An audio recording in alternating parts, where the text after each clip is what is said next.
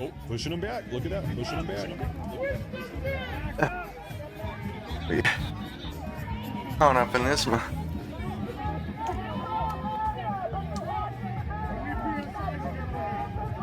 Is this person a child? Is this person a child? Are you a kid? Are you a kid?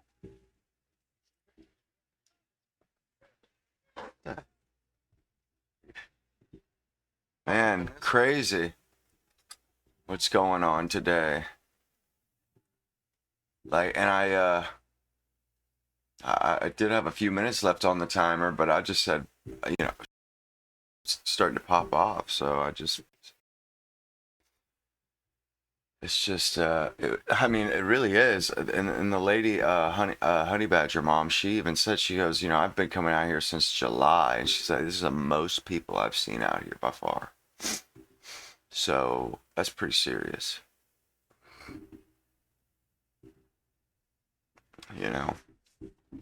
For sure.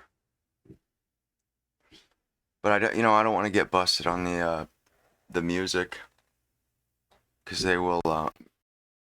YouTube really busted my ass recently over that.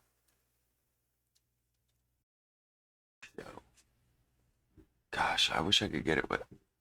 Or wait a second, I can't get it without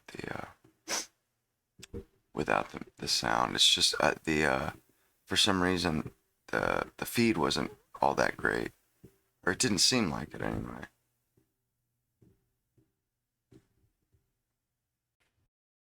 $18,000 people watching that right now.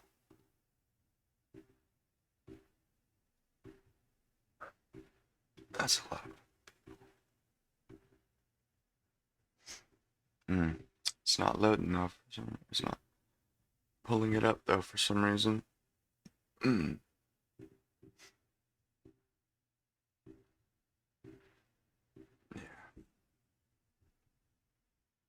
I wish there was some way to like filter out the sound, although I would imagine since he is on YouTube, so there's a good chance that whatever they're playing, oh hell no, that's just Ice Ice Baby. Why in the hell would you be playing that at a protest? Yo, they got dudes up on top of that thing, man. They ain't playing around today, my dudes.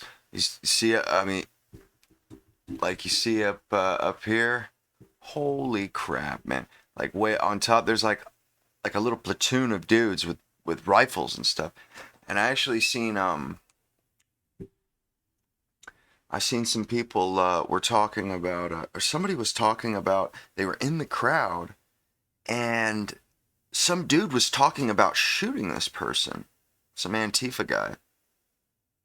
And all of a sudden, a guy from the rooftop puts a red dot on the dude's chest. Like, what? Like, serious, man. Dude was not playing. And, he's threatening the other guy. And then the conservative was like, yo, maybe you should stop threatening me, my dude. And, and the guy, like, because he had a pistol on him. The guy had a pistol on him, It was just like, come on, man. Why would you even say stuff like that? It's so disgusting, man. People saying stuff like that. It's just totally unnecessary, truly. Disgusting. Saying some nastiness like that.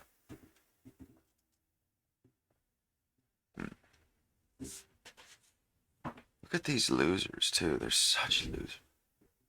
They got the red keffiyeh on today. How about that? Like Hitler? Yeah, bro. Yeah, bro. Yeah, bro. Yeah, bro. Bro. How do you know that? Is there like... I didn't know that. What a loser. Bunch of losers, man. By the way, this gentleman we're watching here, his name is the BC Preacher. You must be fucking dumb. Sorry. Wow. Now I'm dumb because I didn't know that? He is a I'm black supposed man. to know that he liked Hitler. So they That's have no funny. idea how to He's a handle black guy. It's very fucking obvious. Yeah, that's why she's all. I would know a You little never bit. have to be white to support white supremacy. That's pretty fucking easy. So, That's See, it's just funny because when they do this stuff, because Didn't support Nazis. My ancestors. I don't give a fuck. I don't care. I'm fucking fighting ICE. Well, you're talking about black people could be Nazis. oh, rain cloud. I said you don't have to. Yeah, that is one thing. Like I had that on my stream the other day. Where that's what I was talking about. That Uphold white supremacy. or that dude Xanu was talking about it. That black people, they have never carried out a genocide against any other peoples. I mean, amongst themselves, perhaps, yes, Fuck Nazis. but never somebody else. Like this? I'm not arguing with you. Yeah, because it's because she can't. You know, let's be honest. It's because she can't. Yes. What an idiot. Oh, here you come again. Here These you people come are kind of creepy. Can you get your comrade? Uh, Can you get your no? can you get your comrade? Fuck you. Wow. Uh, Racist. What? What do you mean it's that's racist. Fuck you. What? You're telling a black man that. I mean. Fuck you. Oh my god, what a disgusting person. No color. Fuck off. That she just doesn't want. She doesn't want to deal with it. I think And you know what? These uphold white supremacy. these people are so. They're not just. It's not that they're racist. They're ideologues, and Something from you. Your education. it makes them uncomfortable for a black guy to be in their face like this. But they will still be rude Okay. and even downright dastardly. Like I think 1 or 2 weeks ago, I seen one where there was a black guy, MAGA dude, and you know they were hurling like fascist, hurling these awful slur, you know, all kinds of stuff at him, just screaming at this guy for God knows what. I can't, as I'm listening to her talk, I can't help but be reminded of the old Chappelle's. Does anybody remember the old Chappelle show where there's that skit where Of course. he's blind, he's a black I hate guy, niggers. he joins the KKK. Yeah, and then It's like no, he didn't accidentally. No, you're so stupid. The guy These was people are so the dude was black, joined the KKK, didn't know he was black. Nobody had the heart to tell him because he was so racist. Clayton Bigsby, exactly. And then at the end, the interviewer is like, what would you like to say to your wife? You know, apparently you've divorced your wife. Can you say something on that? And he's like, yeah, she's disgusting, and you know, like straight up, man, and like, but he was blind, you know, he didn't know. It was honestly, at the time, you could play that on TV. You could do that. Also, I was watching this earlier, and that guy that rides around in a quadriplegic's wheelchair, that guy was standing up next to his wheelchair. That is all. Carry on. Oh, Reptar. That's right. That's what that dinosaur from Rugrats is called. Reptar. Reptar.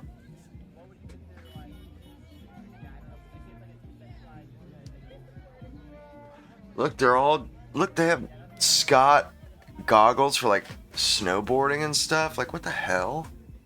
What is with all this stuff? I don't get it. Hey, are you guys excited for fall like I am? I'm so excited. I am so excited for fall, man. It already feels like fall, kind of. At least to me, it's in Florida. Like I can feel that Thanksgiving or Halloween is just a couple of weeks away. Thanksgiving is a month and a half, maybe. I think I'm gonna go visit my mother in Kentucky. I mean, I did last year actually. I went up there for Thanksgiving and stayed for a week. Probably do the same thing this year. Although I would rather not fly. I'm just not into the flying thing. Last time I got a little bit claustrophobic while I was there, while I was Gentlemen, if you are new tuning into the show on the today, plane. please make sure to subscribe It wasn't cool. and like today's video. Was not On cool. Rumble, Matt Morse TV, and on YouTube, Matt Morse TV. Oh wow, Take a look. dude has his own website. Your That mom is man, live. She is. that is so dope. I want to touch base with Honey Badger Mom here, if that's okay with you folks. They're having a bubble party.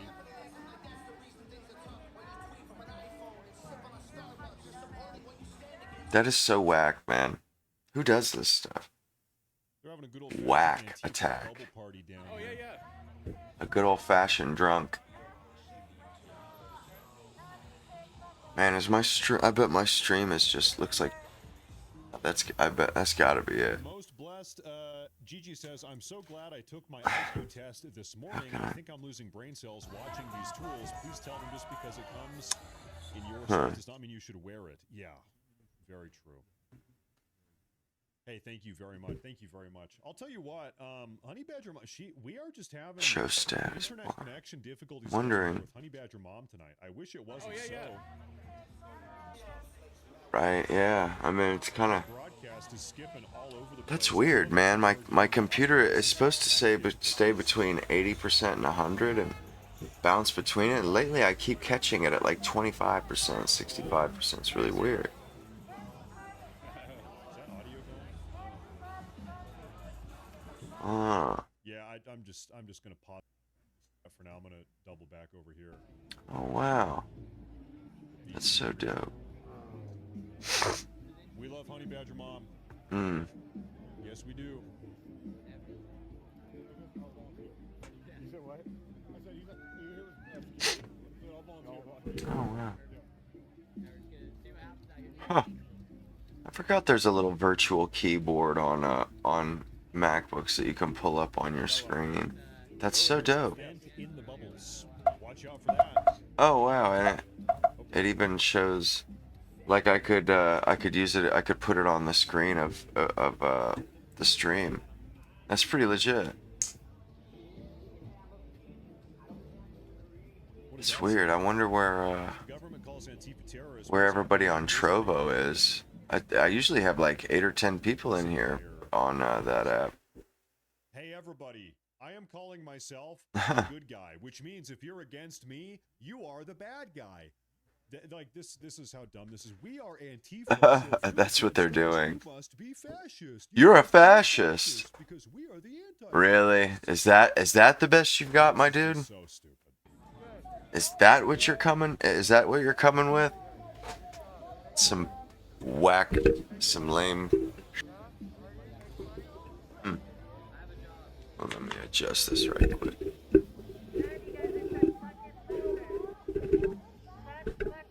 You're the cuck here with a bullhorn like a loser. You're the boring. I wish I could see her face, you know? That would be dope. That would be dope. Yeah, 1 second. I gotta go hard right What the hell's going on? There we go. Okay, we're good.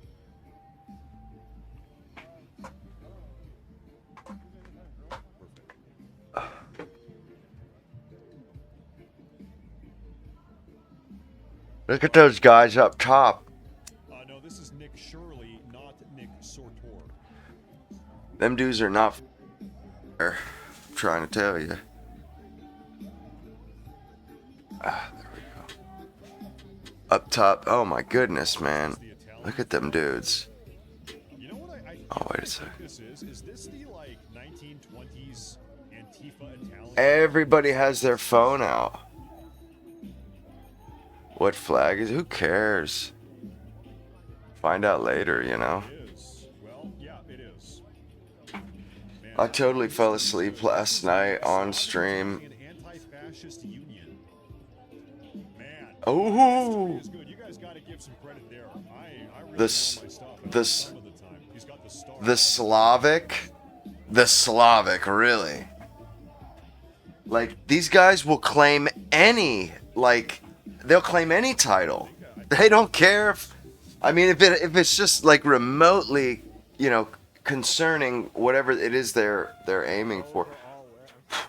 Yeah, last night I fell asleep on a stream, and I streamed my whole sleep, my whole sleep. I woke up in the morning like, what in the hell? My headphones were off. Look at these jerk offs. Tyrannosaurus rexes. Yeah.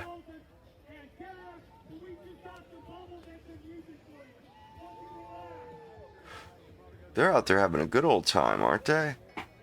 What kind of dumb shit, man? There are a lot of people down here, right? There's a lot of people down here tonight, folks. Yeah, that's what I was saying. That woman, Honey Badger Mom, she said, yeah, shit's no joke out here right now. Isn't there a noise ordinance? So pretty much in downtown Portland, there are actually just no laws at all. Like Wow, in that's essence, incredible. there are just pretty much none. Wait a second. That's crazy. How's my somehow I'm not live on YouTube right now. Like they unlocked my YouTube account finally again. I wish this was happening in Ohio. That's crazy. I wish this was happening in Ohio. These Antifa retards. Right. Seriously, it's like, man, I wish that we could direct this police action towards a different community. Thank you. I appreciate that. I appreciate that super I'm chat. fixing to see right quick. What's up? Well, why the hell my live isn't going on YouTube? I haven't been able to post on that damn thing for a week. Okay, bet. Yes, it is I up. want to give a shout out to the Hell yeah. Rumble broadcast that we are watching right now in the top right-hand corner. This is Oreo Express. Everybody drop a follow on that broadcast as well. I always want to go forward and shout out the people that we are tuning into out here on the ground.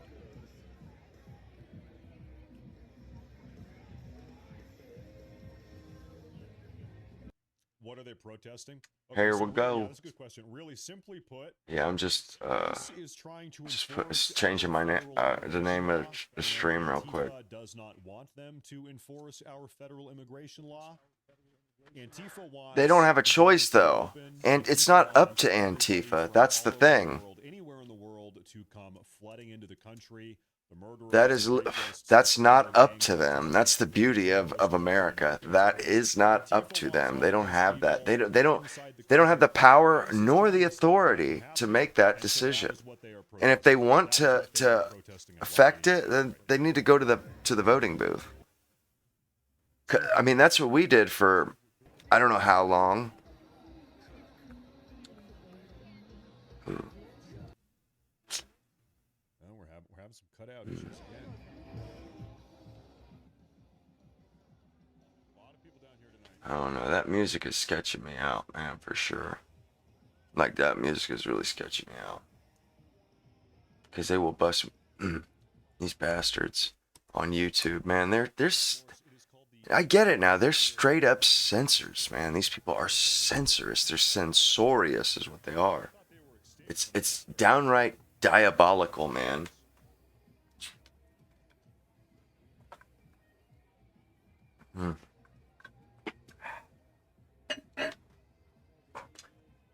You see, as I get this, though, I'm slowly getting better and better. You know, I've added a camera, which I'll probably add another one soon.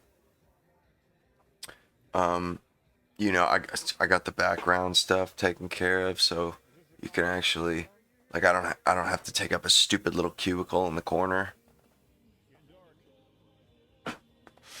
And amongst other things, I added some other stuff, but it should be a lot better. Man, would you believe it? I got like a zit or something right under the pad of my glasses, man. It's so irritating. Wow. Good. They don't want them flying overhead. This is crazy, man. Yeah. Dude, there was a laser. But there was no laser attack because all of the helicopters were grounded. They didn't let him fly. Good. That's wild. That's wild, dude. That is incredible. That they literally are. They were threatening an attack with lasers. Concerning part is they also grounded all of the Disgusting. What are they called? Helicopter life flights. So if anybody in Wow, yeah, for anybody who was dying that needed to get to the. helicopter that couldn't get it last night. Wow, that's incredible, man. There's going to be a shift. There's going to be a shift. And it's still early yet, too. Emma Montana says, I heard them mention BLM. I think somebody walked up to our broadcast BLM, get out of here. and asked him if he was part of BLM. He's a Unfamiliar terms without leaving the video. His name is the Black About unfamiliar concepts mentioned in your video may automatically appear in the. I think somebody walked up and asked him if he was a How about that? Yeah, they have. because he was a black. They have made quite a few changes to YouTube. They really have. Now that I think about it, it's like He's not a part of BLM. quite a bit different. Automatic chapters. That's pretty dope. Jenna, also thank you. Thanks. Remember you I from. wonder how they figure out That's what Jenna says. Remember you from 2020. Thank you. for what they're going to, or what, Cash App. how they're gonna put chapters and markers in there. Thank you for what you Megaphone do. again. I wish I could do more. I wasn't even planning on doing a stream about this, to be honest. I was gonna do, something else, but there's a lot of people there, and I was just thinking, shoot, or Be disappointing to some of you, but it is true. maybe I should just do something else or watch something else. Yeah, there's MAGA protesters out there too. And to my mind, that is the way to go at them, is to straight up counter protest the bastards. You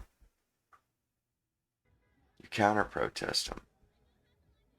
That's crazy. This guy, he got 1,000 subscribers on his thing. I mean, I think he had less subscribers than I did. Like when we both streamed one of the days at Portland, the first day I streamed, and he's already like way over me.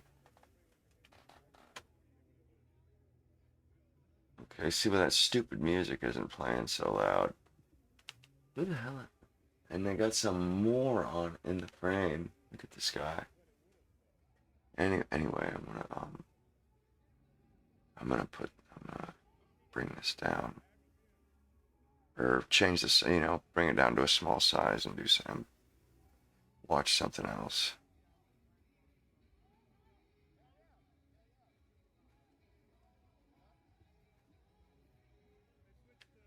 I can't. Okay, that's right. It's locked. Oh, man. What losers, man. Okay, I know. That's not it. Which one? What am I watching here? No. Is that it? No. Oh, what? What in the hell? No. Boy. This is getting kind of oh, there it is. There we go. Shrink the bastard down real quick. I just kind of wanted to keep an eye on this stuff, because, I mean, in case something does start popping up, I would like to see some of these losers get their heads busted, you know what I'm saying? Like, that sounds like a good time to me, to my mind. And whenever it does happen, man, I was watching this Micheal Sugrue, and I actually caught his very last stream, or I was watching his very last stream before he died. And man, and actually I was watching it. It was on. I put it on the other day while I was streaming, and I didn't even realize it. But this was his last stream right here. I mean, it's absolutely incredible. possible the normative integration of people who are going to be living together in sedentary societies. And this already existing set of religious stories will be turned in the direction of creating moral consensus. This will allow peaceful, stable relations. And Oh, that's right. They're all in a group. which is like 7,000 BC, they grew very fast. And the advantage that That's weird. I'm still pretty new at this, though. I mean, I'm not even gonna lie. life had was that once you got beyond a certain number, let's say 150, 200, that's the Dunbar number. Once you get It's beyond crazy. that, He did his last. the danger of raids, the danger of violence from surrounding He is a hunter-gatherers. powerful prose poet and one of the great authors in the German language. When I had to prepare to pass my language exams in graduate school, I prepared German by reading what I regarded as the best German stylists. And there I was given a choice. I had a choice pretty much between Goethe and Nietzsche was the one I gravitated towards. As an undergraduate, I read all of Nietzsche just because I wanted to, which is not a good sign. And when I was 23, I took a year off between college and graduate school, and I was preparing for my language exams. And I translated about 2/3 of Nietzsche's Gay Science. That's the book we're Man, discussing this guy's. today. And I mean, I have to he say, learned German. what I I found mean, out was that I was a terrible translator smart dude. of German and Nietzsche in particular. And Walter Kaufmann is the man to go to, not to me. But that being said, Nietzsche's Gay Science was written, published in 1882, Yes. and then modified and republished That's in pretty silly. 1887. And he is going to give us something like the theory of the exceptional man that was so characteristic of Raskolnikov in Crime and Punishment. The Ubermensch. He's going to argue The that morality Ubermensch. is the interests of the majority, what he calls the herd, and those who are superior, not exceptional men in Raskolnikov's language, but those who are Ubermenschen, those who are above human, those human beings who dare Overmen. to make and break morality, are the ones that he is most impressed with. Now, in many ways, Think of Nietzsche that. is antithetical to a philosophical treatise writer like, say, Aquinas. Nietzsche's universe is chaotic, and for that reason, the form which he chooses is aphorism. And these aphorisms are often disconnected from one another, and they don't take a theme and fully develop it. Rather, he offers us a sketch of whatever he had been thinking about at the time, and we can move from sketch to sketch. Some of them are connected, some of them are not. Just so y'all know, I would call him a great anti-systematic my philosopher. And I would also say that Nietzsche this little is QR probably code. the greatest prose poet philosopher since I Plato. think you guys should be able to Part see. of the Yeah, this reason why QR code. Nietzsche so dislikes That's got my Plato my link is and the stuff. same reason that And, Plato disliked and Homer. also There's a kind on of professional YouTube, my jealousy stuff here, is in there. because both Plato In the box. and Nietzsche realized how great the talent of their predecessor was, and what Harold Bloom called the anxiety of influence hangs heavily on each of them. Another way Heavy of looking at lies the Nietzsche, crowd. because there are only an infinite number of perspectives, another way would be to call him an atheistic version of Kierkegaard. If both Kierkegaard and Nietzsche managed to make it into the first circle of Dante's Inferno, I imagine they get along famously because their temperaments are very similar. They only disagree about one thing, and that's whether God exists. I really or like not. how And the way he everything talks else, about that. I imagine they would get along because both of them Things seem in terms a of little Dante's shy Inferno. of You know, as psychological though solidity. part of that's it's comes a matter from of being an course, exceptionally gifted individual. and Another part of it that you comes will from meet your temperamentally pushing an idea as far as it can possibly you will go. meet those in Nietzsche is the a great Inferno philosophical extremist. shared Where who I've shared noticed some of your someone like Hume thoughts, or is some, not. you know, or is He there was for the much same more reason that you common-sense. are. So Nietzsche That's gives pretty, us that's pretty cool. the gay science, which goes back to Provençal, which is the art of poetry. And this art is supposed to be a decoration, an ornament on life, rather than the dismal. It's a spice of life, not actually. Oh no. Wow, that's hella loud.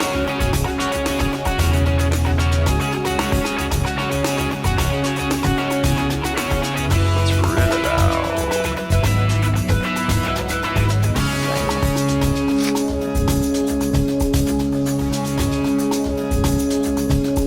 Oh, it's a different interviewer. I thought it was Steve Robinson. Incredible I'm and not really a also, big fan one of hopes, it. seductive. How about the This is, I rewriting think, side just of it? I think before I Buckley saw that died. Hemingway, even with Old Man and the Sea, He died here did shortly 100 after this. major rewrites of that thing. Of course, he was kind of neurotic with his perfectionism and all that. Do you enjoy that part of it? How much of that do you do when you put your initial thoughts down? How many editorial sides do you have to that? Well, that's the one thing I truly enjoy, rewriting. It's some people do more than others. 100 strikes me as neurotic. But in my case, I would probably end up doing, say, 4 editing jobs. But it's gratifying because, among other things, you are surprised and sometimes even alarmed that the sentence you wrote last week you thought was okay can so nicely appreciate by just a little doctoring. I know you fight against, you've mentioned in your writings that you fight against being too introspective, and I read by that morbid introspection, and you say that you fight against it, but you haven't totally guarded against it. And Sam Vaughn, who's edited a lot of your work, says this about your writing, that it is, quote, one with your identity and sense of self. Now that could be construed fairly psychological. I'm not trying to suggest anything also, by that. But if you guys, how do you, in your there's, writing, how much is the that Streamlabs you struggling to kind of, is one of the stream in a sense, freeze the human providers predicament kind on of a certain thing. issue or a certain And topic that you think is really the way it that's what should be I have. understood? I Is use that that. It's one of the enhanced things I signed introspection, up or for. is Is it? like you can, I do it you non-clinically, can tip there, by and, which I mean and whatnot, that and moving in do on a like, situation that I want to not describe super or chats, analyze. or I guess super chats, but also other stuff. I don't There's like think a lot of different that I stuff. spend any time I set exploring that up amongst the other all the impact other of ones too. private I did, pathologies on the did the public best I situation. could, or so far. One thing that we have I'll somewhat learn in more as it common, goes. I've seen your handwriting, you haven't seen mine, but trust me, it's similar in that it's hard to read. And I know your father got you a typewriter when I believe you were 15, everybody and you took that and you asked the professors writes at like- Yale, you said, For men to may I use this for my tests? And I don't know if you submitted like a writing don't think sample and is they went, awful. oh yes, sure, please use the typewriter. But has moving from the typewriter, moving from handwriting to typing to the computer affected your writing qualitatively? Because I know writers that say that there really is something physiological about the pen and the shoulder, and they get into all this existential stuff about how this affects the writing, and they can never not have a ballpoint and certain kinds of pads of paper, and you know how it goes. Has it affected your writing, you I think? know I've read all that stuff, and I'm perfectly prepared to acknowledge that if you say you can't write except with a ballpoint pen, I'm prepared to say you can't. Now, maybe if I were threatened to execute you 2 weeks from now unless you learned how, you would do so. But pending that demonstration, I would take your word for it. Some people say, I can't start writing, Teddy White told me, without lighting a cigarette. I just can't do it. So what right do we have to say, yes, you can, theoretically you can.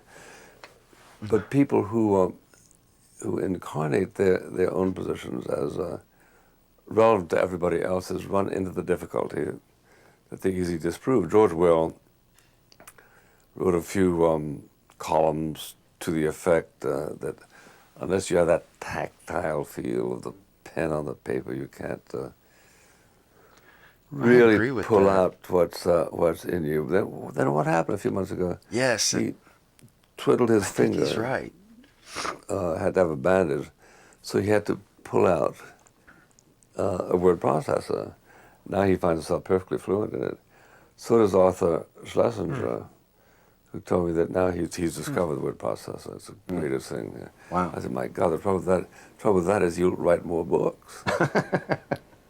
If we look at the body of your work up to this point, on I the remember when nonfiction I was a side, kid, if someone were to say I'd go to my you, mom I or my really want dad's to work, understand who you are, and they what you had stood for, they issues had that really cause you typewriter to there. just really be And I remember it was like up against it, exercised. was just like a desk What by 2 or 3 itself. books ought I to And my mom read works in kind of a big corporate mine. office. to understand you? And she had a desk Yeah, by of mine. herself, Right. or that desk would Well, sit by itself. presumably, And, anything that touches on autobiography, Nearer My God. And it had a typewriter would on certainly it, be and it was one. electronic. And, it was as if you had a Probably computer 2 and a books printer that I in wrote, one with no screen. about a week It just in my life. what you One was did got 1970, typed. one was in Got typed on the 1980. It paper. was kind of a And an golly, arrogant doesn't that idea just seems just in its field. ridiculous You of could- an idea you now could to do interestingly that. relate everything You know, that because you this did was before in a week. And turn that every into desk, a every book. cubicle had a computer in The it. first one was called Cruising Some people Speed.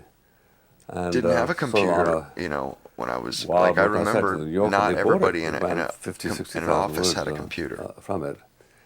But in any event, it's inherently an interesting idea if you examine what you did and what you thought, who you ran into in the course of a week. The reader gets an idea of what kind of life you lead. In any event, I did it again 10 years later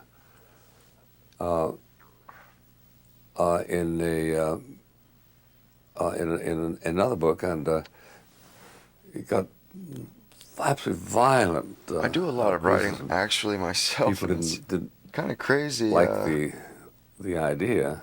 I do That prefer kind of a the demonstration. But once again, it was picked up by the New pen and Yorker. paper feel, that tactile feel. Those Now- 2 books, He's right though that plus Nearer My God, are probably I mean I like what I'd typing point to. too, but The second At the one is same Overdrive. time, I have to and say I was, that, as I was looking at those books, I thought, is there something a about metaphorical writing it, but really sense? it's And equal they- because I write Cruising just about as Speed, fast as I early type. 70s, And, Overdrive. What does that mean if a book was it's written like in the exactly 90s the or speed I 2000? Are you need just going for my- faster and faster in your life? I think exactly as you- fast as I type you or got I a write. keen It's ear, very odd because if, that's if you want to exactly know what the went through truth. my mind when I decided what It seems what to odd call to it. me anyhow. If you're in cruising speed at one point and you continue at that speed, you take some relief in the idea of overdrive.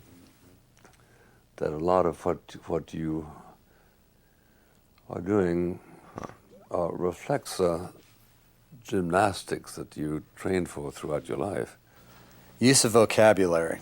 A lot of people have raised that issue. He's got such a good You vocabulary. really appreciate and are trying to be somewhat of a guardian of the English language.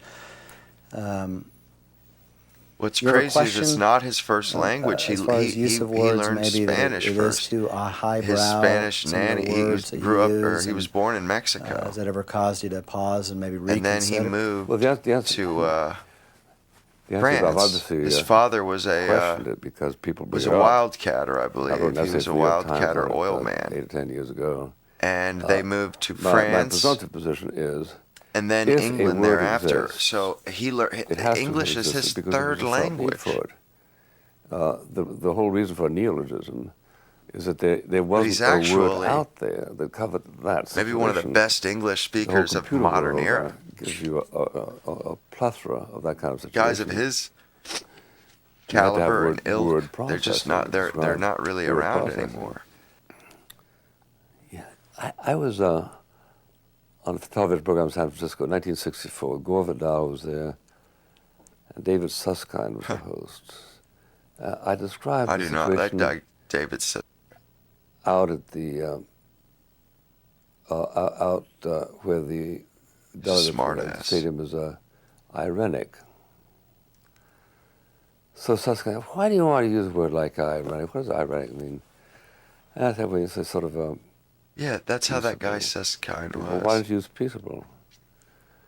At this point, believe it or not, Gore Vidal said, well, he's absolutely Why didn't I right. use peaceful? Because it's like To painting a Susskind, picture. don't be so dumb as to object to a word. Why would you use Extra ironic? words. In the first place, it feels a little bit different, and the rhythm is different. Sometimes you will That guy's saying like choose, you need a to word dumb down your language. because it has fewer syllables, depending on the rhythm you feel works for that particular sentence.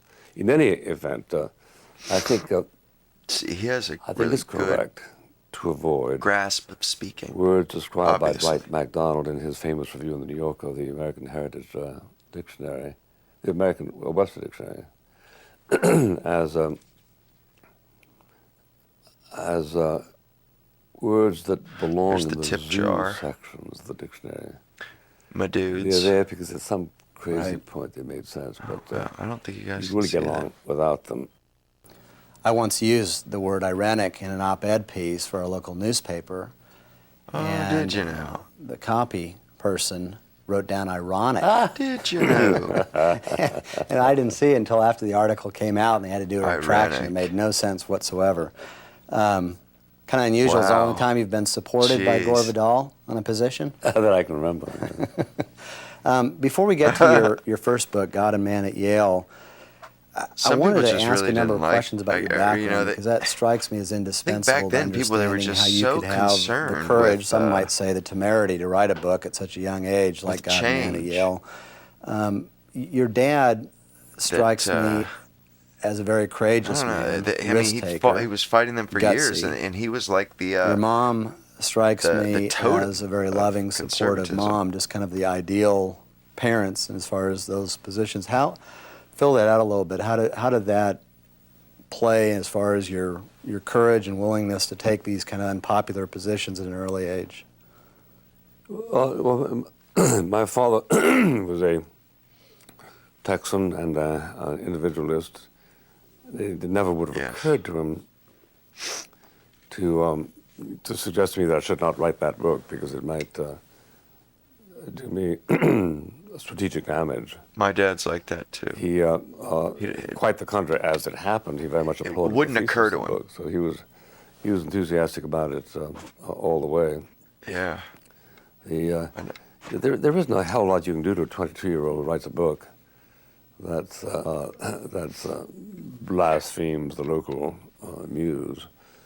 Obviously, if you had intended to have an academic career and try to get a job at Yale, it would have been impossible, nigh on impossible, a misguided thing to do. But the instruments, I mean, it's very pleasing to have people say, well, it's a courageous thing to do, and I'm delighted. And there were a lot of people who were mad That's at me not in why sort you of did a it. prolonged way. On the other hand, when you compare it, what I did, to the kind of thing that was done by real heroes in the Soviet Union, where they would Solzhenitsyn. publish a book and maybe be executed for it, or tortured, or exiled, or whatever. Oh, good God. So I always What are these shrink freaking psychos or doing wince rather here? at the notion that what I did What was is going on courageous here, up my against, dudes? What is the hell is this? Okay, so I'm not from here. So I'm not from here. Okay, exactly. So you just Whoa. I'm not from here. Obviously, you don't know me. A red herring, dude? I'm an outside agitator. Because I asked you a question, that makes me an agitator? Because I asked you a question? Wow. I'm asking you a question. That's a I don't know really what you gross. identify Look at as. this guy. I don't know what you identify as. What is he? What do you identify What as? is this? I can't even ape his I'm not provoked, outline. I'm asking. What is this Because your man? voice changed. Your voice changed when you started talking to me. You said what? Right? It goes. It started. He went to sound like a female. The person's voice did change. Why? I was asking Been out here enough that yes, you'd understand voice changes. if I've been out here enough to get gas. I have been. I have been. I have been. My voice has been changing all day because My Wow. voice don't change. What the what? Nobody's voice changes because they get hit with some tear gas or something. That's You're assuming ridiculous. a lot of things, though. Well, you're leading that to I asked a question. I said. I mean, that's just incredibly ridiculous to I say. asked you what you identify as. I do a he, she. and they don't have to answer. Now it's a A he, she. Well, that's what I'm saying, but that doesn't have to be true to them. They don't have to answer. They don't have to answer. Who cares? We know what they are. They're a man. I'm black though. That's a Black man. lives Oh, damn. I love it when these guys troll matter. Don't them. forget about Jesus. They deserve to be Don't trolled. forget about Jesus. the guy that got nailed by a bunch of Roman dudes. I think about him every night. Oh, that wasn't good, you demon demonic.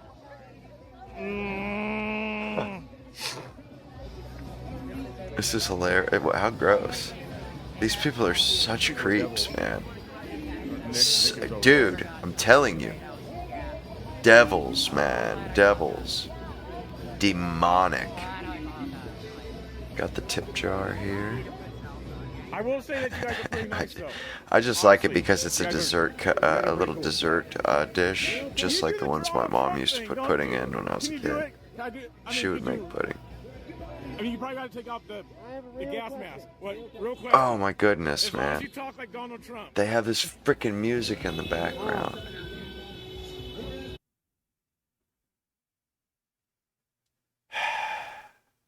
Damn this music, man.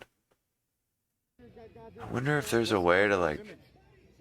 I know what you're saying, but if you want to have the talk, we're. I'm wondering if there's a way to like, remove it. You know what I mean? Or like have a. I guess I can always talk over it, but Okay, so one thing. I'm just wondering if there's like AI that you can get that will like filter it out or automatically mute it. I don't know. There should be. Actually though, you know, some of the software I'm using, it might have something like that built in where it does like a voice isolation thing. Oh, what did he do his deal? I felt, if God was real, why would this be happening, right? Why would this be happening if God was real? That's kind of a dumb thing to say. It's like, dude, that literally has nothing to do with anything. Like, if God was real, why would this be happening? What? That doesn't even make any sense. You know, like, it doesn't matter what happens. I mean, it's all like that. I don't know. That just seems ridiculous. Like, it's like saying, oh, the dinosaurs were killed. So how can God be real? Yeah, we all die, though. It's like he's making it seem like what's happening here is worse than death. What, people are getting deported? You're showing your ass in public, and you're getting hit with a little bit of bear mace or something. I don't. It's ridiculous. The true raw courage that we experienced during the 50s and right up almost to the present day. You're thinking of people like Solzhenitsyn, Yeah, sure. the former Soviet Union. Some of the critics said that it was somewhat deceptive of you to hide your Roman Catholicism in this book. And there's others that said Mr. Buckley has a lot of, quote, moral earnestness, even people that disagreed. And it strikes me this sort of schizophrenia when it comes to religion entering the public sphere, that some critics say, oh, he's being deceptive on his religious stuff, and others say, no, it's wonderful, or I don't agree with it, but he's morally earnest. Do you think there's a lot of schizophrenia when it comes to that? It's unfortunately true that in our society, then and now, the acceptance of nominal Christianity tends to be tonal. It tends to be accepted with It's the crazy tacit how understanding Buckley that it will not mean anything. He's being interviewed. And he says he has a On clipboard Yale, on his lap. coming back to the whole idea of where Yale's Isn't been that wild?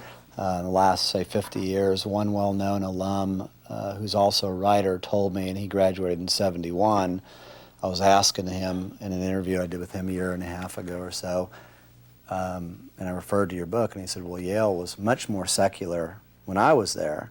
In 71. In 71, and I've talked to people that have since been there, and they said, well, it's even more secular from that time. Well, what does that portend for Yale and places like that?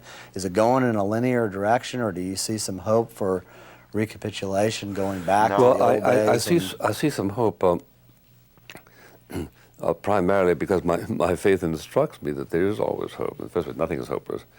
In the second place, there is a spiritual craving, a spiritual hunger, and that hunger He's right. You know, is satisfied in Graceland by Elvis. No matter what the Democrats. But is satisfied by more exacting claimants, by Christ, by God. And so you're 17, 18, 19, and you are at Yale, and there's something missing. This guy was the original. He was the original Charlie Kirk. 20%. It's astonishing. I didn't know that 20% of the freshman class at Yale is now Catholic, and they have 200, 300, 400 people going to church on Sunday, which is suggests to me something far different from the proposition that anybody who continues to go to church is simply engaging in superstitions that grown-up people ought to disdain. National Review starts also shortly after that book, God and Man at Yale. You get one of those clipboards with the big We tend to things. think now, because there's just so many, Weekly Standard, American Spectator, National Review, there's just a number of people writing from a so-called conservative political side of things. When you started that, that was not the case, I correct? think National Review is still. And what were you thinking? Why? I mean, was conservative movement here in America rather anemic, and you saw that there was kind of a gap that needed to be filled? This was really before there was any talk of a movement. What was manifest was the absence of any vehicle in which energetic conservative thought, anti-communist and anti-socialist, was published. For a while, the Freeman published it, but it became anemic because it was owned by a tax-free foundation, and therefore there were a lot of taboos. So we had a situation of a dozen, 20 people who were fine writers, fine thinkers. They didn't know where to write. The American Mercury had become sort of an anti-Semitic thing. So therefore there was a terrible, terrible need for National Review. Now, the movement really came later.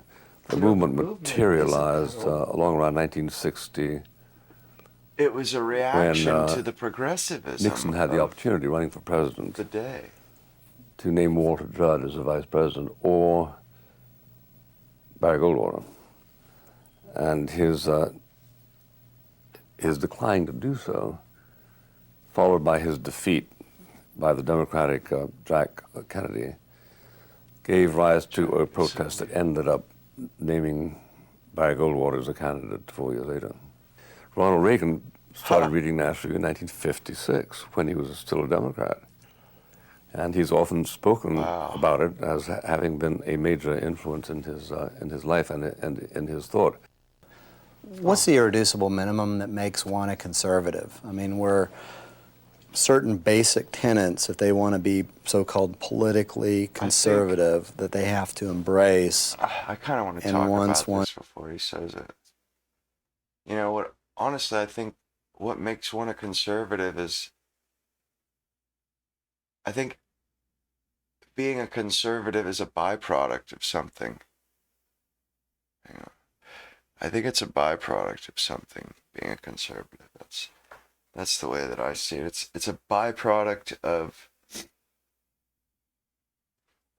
how should one put it? A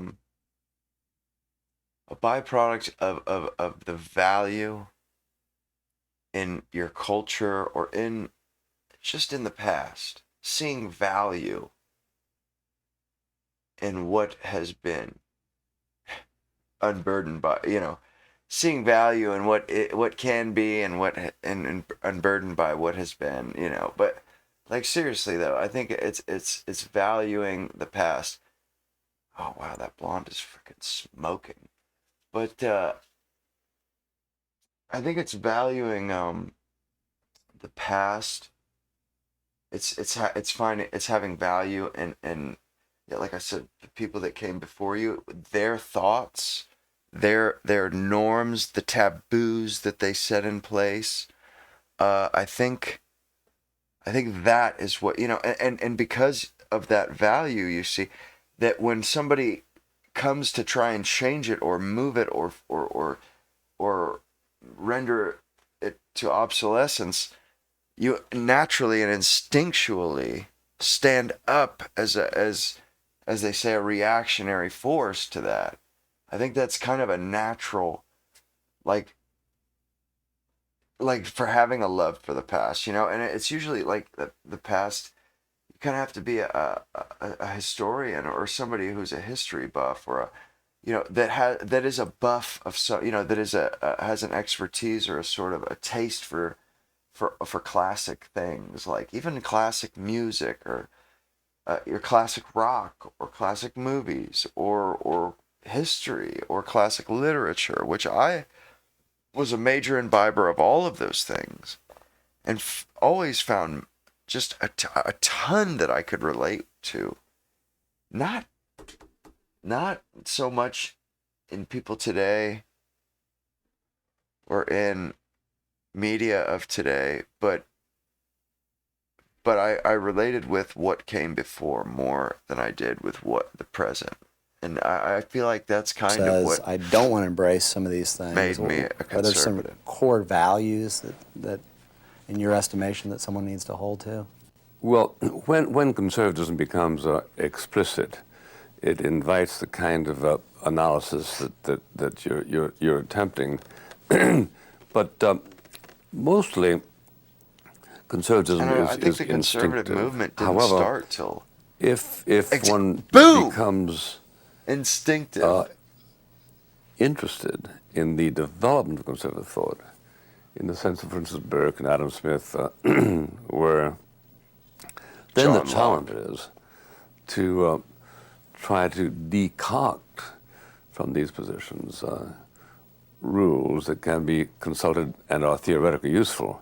Distilling if, for instance, you it down. Traditionally suspect that the government seeks to aggrandize itself, and you want to explore that position, then you may end up stumbling into things like Madison saying that government tends to turn every contingency into an excuse for aggrandizing its power. And you read Hayek and all the people. And then there's that old who saying, said never the let a crisis go to waste. But these are epiphanies. How disgusting. That tend to come only to people who seek to examine the biology of conservatism. And that's a very, very small minority. Those people who vote in elections lean in one way or another with reference to what those early iterations were. Firing Line started in 1966, ran for 33 years. Do you have any idea when you first started that? Just that did. It would really fit a need, it would be popular? Fill a need, yeah, because it did. It straight up blew up. There was a need on television to get conservative thought expressed. Very clear need. So I didn't doubt that at all. But I had no sense at all that it would go beyond the 13 weeks for which it was scheduled. It was renewed for 13 weeks, then renewed for 13 weeks. But I had no idea it would be renewed for 34 years, which ended up happening. Now, obviously, if maybe today you're going up against Seinfeld or something, it would be pretty rough. But how many No, people? it'd always be rough. Yeah, how many people would watch that? Firing Lines. On a good day, we'd have a 0.7, 0.8 rating, which translates pretty cleanly to 700, 800,000. In terms of Seinfeld, absolutely insignificant. However, there's no place in America I can go that people don't stop and tell me that they'd seen it. And self-consciously, it was Wow. not Like, that's an a good way to interview look at it, show too. per se, but it was an exchange of ideas. That's right. What's the difference? It was a And did some of platform your, for Well, in ideas. guests feel an uncomfortable with interview And show, that give and take, like Charlie Kirk. you have no position. You just he's are gonna asking explain. questions, Barbara Walters Right, style, you're just trying to suss out what and your they... guest answers the questions. But Buckley in an would exchange push of back. opinions, I can ask a question, then I say, I think your answer is all wet. And I think this is why it's wrong. And it becomes an exchange of opinion. And mine have always been exchanges of opinion. I found that, and it always makes me a little bit nervous when people say this, but every now and then I'll have a person I'm about to interview, and they'll say, well, what are you going to ask me, and could you like send the questions, and what do you want me to focus on? And I'm thinking it's this major That's how scholar everybody or is writer, now. and it makes Now, me today. wow. And maybe they're not really comfortable doing this. Have you had some guests? What kind of prep do they have? Do you have any guests that are a little bit, nervous in that situation? That's really not their regular domain, and they don't do as well, especially with exchange of ideas. It's an amazing thing because I've read a lot about stage fright, and I acknowledge that a lot of people are hit by it. I never had it. But I've never seen it happen on my program. I just don't know why. I've never seen anybody sort of freeze up. Oh, wow. I had a panelist who did once, but nobody. Now, it may be because a studio stage is so intimate compared to a theater. A crowd. It may be that the same people who had no problem acquitting themselves well in my studio would have funked a crowd of 1,000 or 800 people. You had Margaret Thatcher on your show one time, and you Should he had her on there had twice. The kind of philosophy, I guess, young, behind yeah, it that she you would was call people like Mr. and Mrs. Prime Minister and post-Prime Madame, Minister. and you thought that she had given you permission to call her Margaret, and that she had called you Bill. What happened there? I've always tended to formality, as my father did. But when I reached the age of 50, I wrote a piece that said, when you're 22 and somebody's 30, he might like to be called Mr. Smith as a sign of deference. But when you're 50 and he's 55, and you Mr. Smith him, he feels that you are drawing attention to a disparity in ages which he doesn't welcome noticing. So I thought I would reform and reciprocate suggestions of informality. And that afternoon I had Margaret Thatcher on my program. She wasn't yet Prime Minister. And at one point she said, so you see, Bill, and then went on to say something. So I thought I must reciprocate by calling her Margaret. Return this. I went to reception for her and I said, how you doing, Margaret? Fine, Mr. Buckley. I went back to the text, and the bill she was referring to was something that had been introduced in Congress the day before. So I say that set me back in that particular reform. She wrote you a gracious letter later on saying that was okay to call her Margaret, correct? Yeah, and signed it Margaret, yeah. I as a kid, oh my 16, goodness, 17 years old, I remember. I kind of want to hear that. I got like, Johnny what? Carson That's one night, crazy. and there what was it she said exactly? What happened there? I've always tended to formality, as my father did. But when I reached the age of 50, I wrote a piece that said, when you're 22 and somebody's 30, he might like to be called Mr. Smith as a sign of deference. But when you're 50 and he's 55, and you Mr. Smith him, he feels that you are drawing attention to a disparity in ages which he doesn't welcome noticing. So I thought I would reform and reciprocate suggestions of informality. Gosh, she must be in his 70s. And that afternoon I had like Margaret almost Thatcher on 80. my program. She wasn't yet Prime Minister. He doesn't look that old. And at one point she said, so you see, that Bill, and then went on to say something. So I thought I must reciprocate by calling her Margaret. The next day I went to reception for her and I said, "How you doing, Margaret?" "Fine, Mr. Buckley."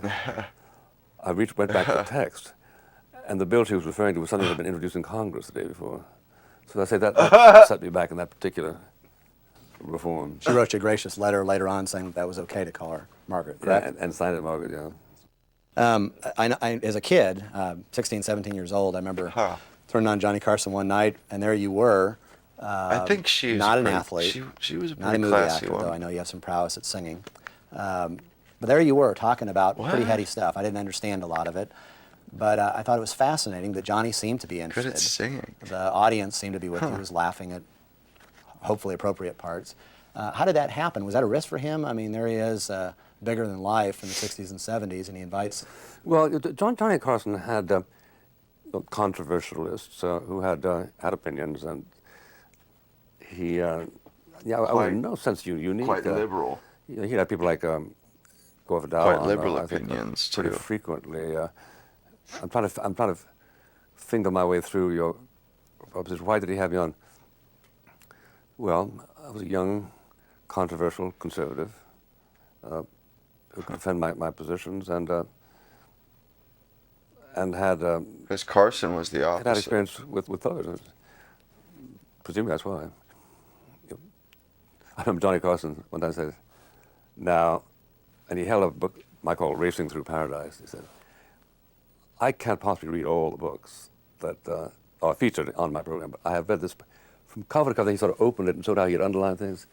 He said, "I want you to buy this book." I thought, God, I'm in heaven. So I rushed to the phone after I left and called up the publisher and said, "Get 1 million copies out there." There was zero impact. I mean, you couldn't trace 15 books to that program. What? Which maybe if Aunt Blabby or one of those characters he did it, maybe it would have a little bit more impact. That's amazing though, because Isn't that amazing? when he's being watched by 10, 15 million especially people, when you maybe. consider the Oprah Winfrey's right, Johnny's Book Club. Yeah. Wow, that's something. Ever on Merv Griffin, Dick Cavett? A lot of times. Yeah. A lot. How many times on That Johnny is Carson? crazy. About 10 or 15, I guess. Is that right? Merv Griffin and Dick Cavett, same deal? Wow. More, because he started earlier.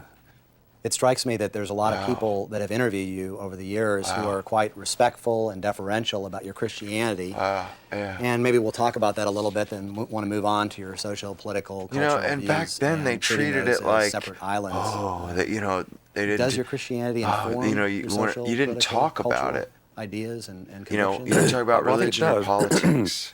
It does so in most cases sort of subconsciously. For instance, if one were guided by entirely empirical evidence, there would be no grounds really for believing in the equality of people, because empirically they're not equal. Some are brighter, some are prettier, some are musical, some not musical. But the notion of equality is a notion which, in my judgment, can very carefully be deduced from a series of postulates, which the philosophers of the 19th century and 18th century thought could be done. Personal Bible reading, prayer, how big a part is it in your life? Do you do that regularly? Do you read the scriptures and pray? And I make a rule not to answer questions of that kind because it doesn't come naturally to me to do so. It's praying in public. Begging your pardon, I won't. Why do you find it difficult? Can you say that? Or can you at least give a comment on why you It's find praying in public, because man. I don't talk about my personal practices. Talk about writing. Yeah. Not about things like, he's not prayer. trying to get as close as I'm willing to come to it. I praise. came in my book, Near My God, and any veil that I wasn't willing to penetrate there, I wouldn't want to penetrate spontaneously here. Now, I think you mentioned, with respect to that book, that was possibly the most difficult book that you've ever written. Is it for those reasons that you just cited? Yes. That plus also the awful sense of individual inadequacy up against a theme so grand. That's what it was. When you're sitting there in a company of people like Newman and Thomas and Augustine, and you say, well, now you really ought to shut up and let those people continue to occupy the stage. The other way of looking at it is whatever it is that you have to offer, you should proceed to offer, notwithstanding the shortcomings of that offering. Have you ever doubted in your life that Jesus Christ is the Messiah and come in the flesh, No. and that He is the expression of God to us? No. Now, you've had friends, though, that Yes. have been through severe doubts, and I think you mentioned that what I find striking in this regard, not only spiritually but politically, but on one hand, I think a lot of people would say Mr. Buckley is quite the optimist, a cheery fellow. He's invoking humor a lot. There almost seems almost implicit and I almost detect at times a struggle at times to be optimistic and cheery, knowing all that you've maybe seen and experienced. And you take a person who's a good friend of yours, Whittaker Chambers, and you talk about his melancholy streak and his pessimism. That ever you find that either spiritually, politically, that it was hard being around people that were maybe not as cheery or as buoyant as you tend to be? Oh, my colleague Willie Schlom, when we founded National Review, said the only respectable posture of a modern conservative is to be objectively pessimistic and subjectively optimistic. Objectively pessimistic, I'm talking about 1955, because the Soviet Union was continuing its challenge and had discovered the nuclear bomb a few years before. We had lost China. Yeah. The indices looked very bad. It was the kind of thing that brought on that melancholia in the Chambers that you just finished mentioning. Yeah, you know, I Plus forget also that, on you the know, domestic scene, the tremendous allure. we used to think about we lost China. Private property is the root of all evil and all, That's all wild. social derangement, etc. On the other hand, objectively optimistic because we know we're right. We know that freedom is really pined for by people, the people willing to fight and sacrifice for Yes. it. And those who And also share for a the religious, the perception. satisfaction know of also that culture, society, you know, promise like company and against the God. government Like prevail people, against us. they crave this. So they that crave is it. a way of It's- guaranteeing the survival of the materialism Christian idea. isn't fulfilling. So that's grounds for subjective optimism, and those distinctions, as made to me then, strike me as serviceable today. You see the resiliency of the Christian faith as a pretty big defense for its veracity or its truthfulness, don't you? It has been resilient through all kinds of troubling times. It's absolutely remarkable that people think about the stodginess of the Christian religion. Here it is 2,000 years after the death of Christ, and there are hundreds of millions of Christians. Now, about what can it be said that such a resilience, well, you could say, well, Mohammedanism, Muslim is also resilient, in a way it is, so is Buddhism. But the distinctiveness of Christianity is, of course, a belief in the incarnation. Therefore, when you said a moment ago that people think of you, me, as proud that everything can be reasoned, I don't think that at all. I think much that I depend on is revealed. Christ said it, and I believe Christ was divine, and therefore I believe it is true. Everything else has to be and therefore I believe it is ancillary. It's derivative.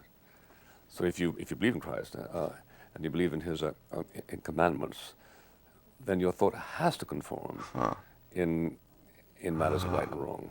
I believe Augustine said, "Do not understand that you may believe, but believe that you may understand." You resonate with that kind of comment? Yes. What was that again? Not understand that you may believe, but believe that you may understand. Yeah.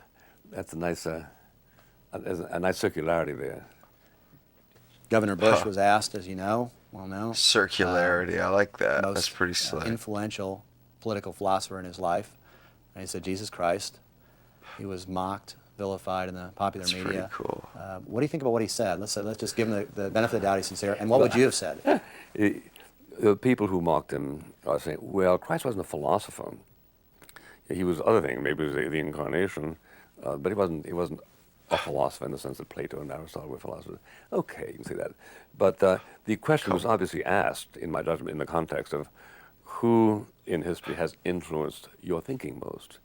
And one generally thinks of these philosophers who contribute to the grounds of thought. But no, for that reason, I wasn't. But Jesus did a lot. It seems to me the people who took exception were simply looking for something to quibble about. What would you have said in that situation? Popular media obviously asked the question. I would have answered truthfully that I've never been able to distinguish in my own mind whatever deposit there is that influences me, to wonder how much of it was contributed by Plato, how much by Aristotle, how much by St. Augustine, how much by St. Thomas, and so forth. It's an amalgam, and that amalgam isn't paying royalties to the individual contributors, in my experience. You've been to Lourdes a couple times, I believe, recently in 1999, and then 94 before that. Those are the two times. No, I was there a month or so ago, yeah. Oh, okay. Why do you go? There's all kinds of Well, it's a needy great people. spiritual experience, in my judgment. You see people there who are, of course, crippled, many of them, and they're not expecting to be cured, but not ruling out the possibility that they might be cured. And there's a veneration of what, in my judgment, was an established appearance of Our Lady there. And it generates 4 or 5 million pilgrims every year. They arrive on Monday, leave on Friday, and they feel better about life. So you can't say that about Coney Island. That's a good thing. Even the best roller coaster. Right. David Hume, famous debunker of miracles. Are miracles then just kind of the grand feeling that one derives, or do you think there are bona fide miracles that clearly show Of course there are. God invading time, space, and course doing there something are. that people could never do with all their ingenuity? Does that happen today? The answer is I think it does, yeah. And even Noah says it is wrong to disbelieve in miracles, but it is wrong to expect miracles to happen. And Exactly. when one prays for the Well unlikely, said. Well said. my emergence from a dreadful disease of one's friend, and the doctor says only a I like miracle that. can cure That was a good one. him, you say, oh, okay, I'm willing to pray for a miracle. Now, what is offensive isn't that you should pray for a miracle. It would be offensive if you prayed absolutely certain that it wouldn't happen. When one doesn't know when God Yeah. is going to exercise his special indulgences. So No, therefore one has to- you never. There were And like 85 it's like, recorded those are the miracles things where in somebody, Lourdes. God hard to works establish through a documented somebody, miracle and there a up big against those, donation comes through, or those, something or other. skeptical courts run by the Catholic Church, because they don't want to discredit those miracles that did occur. But there's no accounting for the fact that these things have happened, and it's consistent with our faith. And the miracles, Yeah. are they attested by any, like Lourdes, attested by any non-religious group that's somewhat detached, doesn't have an Absolutely. agenda, doesn't have assumptions that, yes, we want miracles to happen? Absolutely. The committee that is assembled to inquire into an alleged miracle does not permit a Christian in it, a believing Christian. They have to be just purely men of science.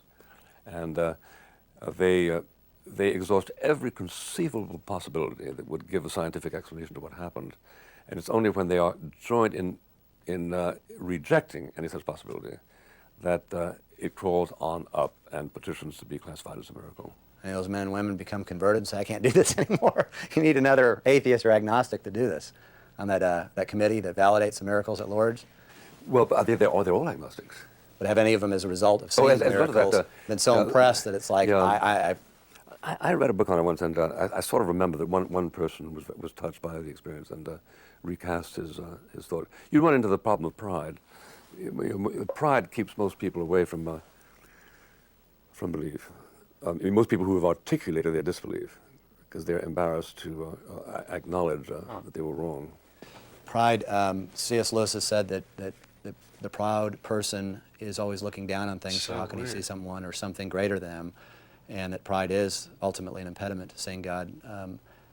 Do you see that with a lot of the people that you get to know, where you think this person has got so much going for them, they're thoughtful, they're caring, whatever? Is pride usually the leveling thing that keeps them, you think, from believing that there is a God I have to is think involved? that it plays a role. I heard just 2 weeks ago, by the way, that Mortimer Adler, who was, I think I told you, was something like 10 times on my program, became a Catholic. Now, he must be about 100 years old, but he'd written book after book after book after book, inquiring into what he would begin by calling the conceits of faith, but ended up by preferring them to what he called ex nihilation, the idea that from nothing things were made. Now, it's probable that his career as a philosopher kept postponing his explicit commitment to Christianity, let alone the Catholic Church. But that, the fact that that happened is is remarkable. Maybe it's miraculous. I believe it was Chesterton who said when he was asked what is the greatest lesson he's learned in his life, that he said giving thanks every day. You've written a book called Gratitude, What We Owe Our Country. Think Americans are very thankful people, generally speaking? Of course they Compared are. to whom? If you think of philanthropy as an act of gratitude, then we are extremely grateful. We're the most philanthropic country at all time, at every level. So that's probably an act of gratitude, doing something for somebody else. The church-going rate in America continues. Man, I very got high, that clip. and, I just got a one has to assume beautiful that, clip of Buckley people who pray talking include about gratitude. Now, it's wrong there's a to lot of people say, disbelieve they don't take in seriously anymore the miracles. 4th of July. They just look for fireworks, and on Memorial Day they don't really pine for those who died. It's so I think great. it's probably true, because people tend to be rather slothful in the matter of paying their debts. Still, I tend to have a good feeling about the American people, and so I would assume that there's gratitude built into what it is in the American people that we approve of. Yeah, I believe the eminent sociologist Peter Berger said that humor is, in a sense, an apologetic, or shows forth that God exists, because a lot of humor involves tragedy, and yet we laugh because we believe that ultimately in the cosmos that God will rectify these inequities or injustices. You think there's something to that? I mean, he's a very thoughtful person. You think there's something about humor that many times we laugh at things that have a note of tragedy, but there's a sense of ultimate closure that we all believe in? I think so. I can't remember which. It was either Aristotle or Plato who said that the capacity to laugh is distinctively is an attribute of Homo sapiens, i.e., not of the animal kingdom. And the emphasis on laughter by people like Malcolm Muggeridge and Chesterton it's pretty salubrious. In the first place, it gives you a sense of perspective if you can This laugh. guy's got such an And amazing in the second place, vocabulary. it is an admission It's of incredible. one's ability to take irony and contradiction into consideration. So I think it's a sign of health. And I've sometimes asked myself, well, might there ever have been a scene in which Christ was laughing? And I answered myself, there must have been many. It's not the kind of thing that Mark chose to write about. True. I can't imagine a situation in which laughter is unlordly. The Bible says that all have Right? sinned and How fallen could short of God's laughter glory.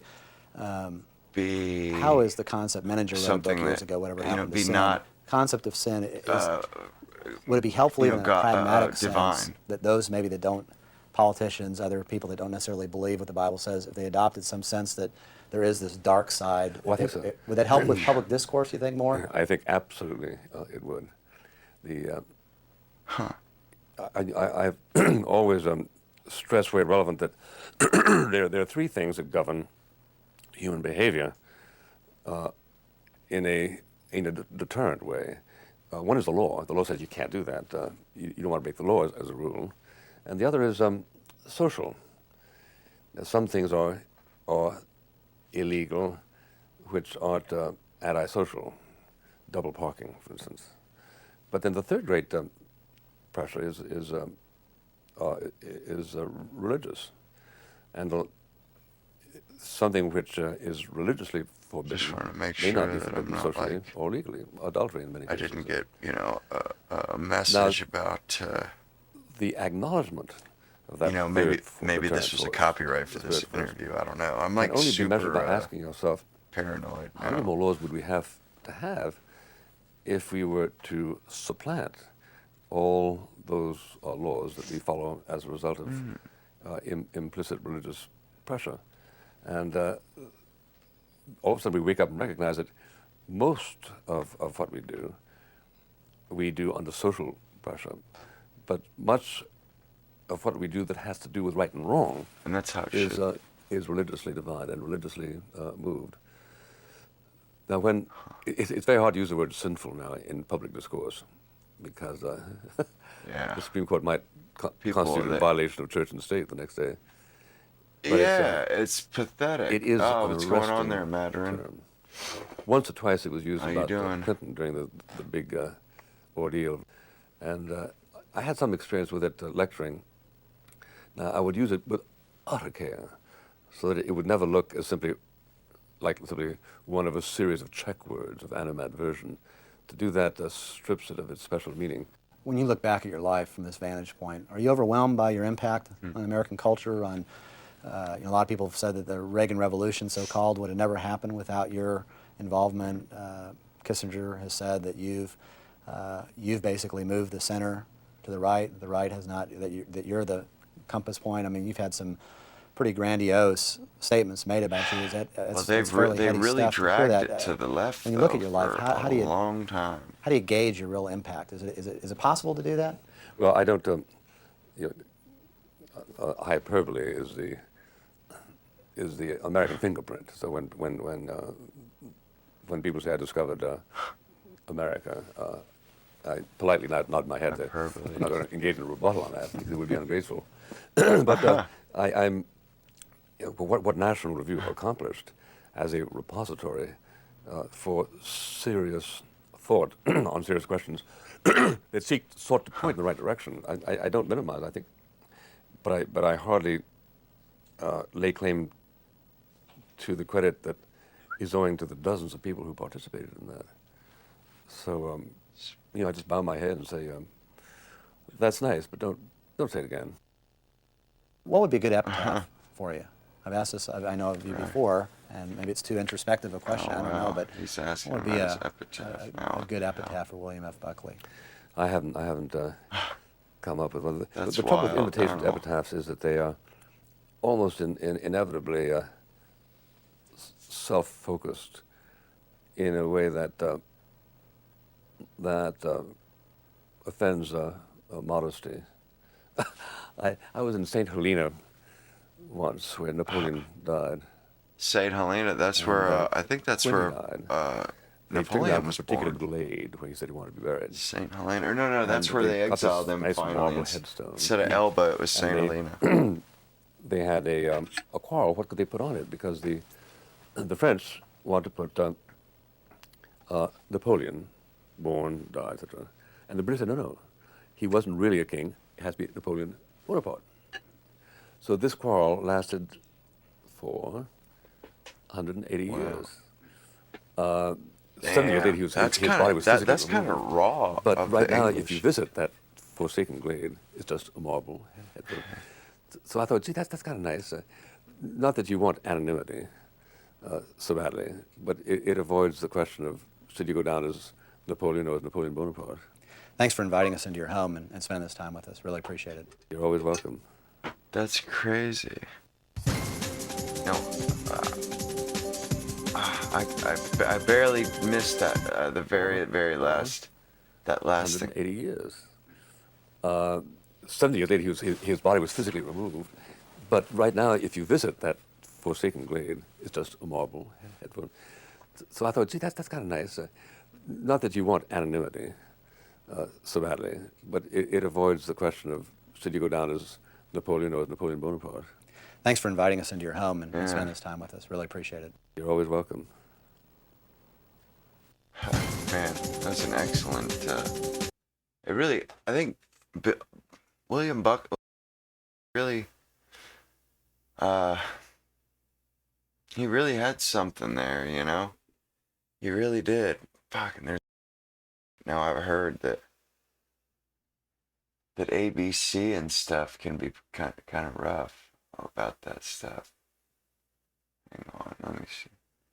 Add it to the queue. I think there's a way, or I think that that YouTube actually gives you a tool that you can basically run, or there's tools where you can run a video through a copyright thing, and it tells you whether or not there's any issues there. At some point I'm gonna need to get one of those probably, but. Oh wow, watch Hamas police back on Gaza streets after Israeli forces. Oh wow. Damn, dude. Hamas already took back over. They're out there standing around with AK-47s and masks on, man. Wow. This whole mask thing, you know, it's funny. I didn't realize it until just now, but everybody wearing these masks, this is a new thing. This is an outgrowth of COVID and CCTV. You know what I mean? Surveillance cameras everywhere, and people have responded by just straight up wearing masks all the time. And honestly, it pisses me off. It's like, where do you get off? You know, wearing masks all the damn time. Like, phase one. Yeah, where the hell do they get off? No way, they're putting a Israelis and the rest of the world. Yo, they were just putting a Star of David on that of a ceasefire deal Hummer. begins in Gaza. Reporter Becca Castor is looking at what comes next for the hopeful end to the conflict in Gaza. Man. Take a look. It's a weekend of great anticipation and cautious celebration here Why in are Israel they giving as the them clock ticks down towards the hostages Humvees? release. Hundreds of Can't say thousands Hummers gathered in anymore. Hostage Square Saturday Sounds a little night for what weird. they hope is the last rally before the remaining hostages return home. We have emotions of excitement, anticipation for a better future. But we also have anxiety. Members of the Trump family also addressed the crowd and received overwhelming thanks from the Israelis. The return of each hostage is not only a moment of homecoming and relief, it's a triumph of faith, of courage, and of our shared humanity. As part of the ceasefire deal, Israel's military says 48 hostages are set to be freed Monday morning, 20 of whom are believed to still be alive. But the deal is fragile, and Israel is aware Hamas may not be able to find and return all of the remaining dead. What do these bodies look like? Well, how are they kept? So this could pose a risk of anger towards Hamas and by families, especially very religious families, and could derail potentially phase two. President Trump plans to visit Israel briefly on Monday. He'll speak to Parliament and meet with hostage families before heading to Egypt for a Gaza peace summit with other world leaders. In Tel Aviv, Rebecca Castor, Fox News. Meantime, this is a look at what tens of thousands of Palestinians returned home to yesterday in Gaza's southern region. Countless homes were hit by Israel in the war and turned to rubble. The United Nations says more than 3 out of every 4 buildings in Gaza have been destroyed. Palestinians started their trek home on Friday when the ceasefire was announced.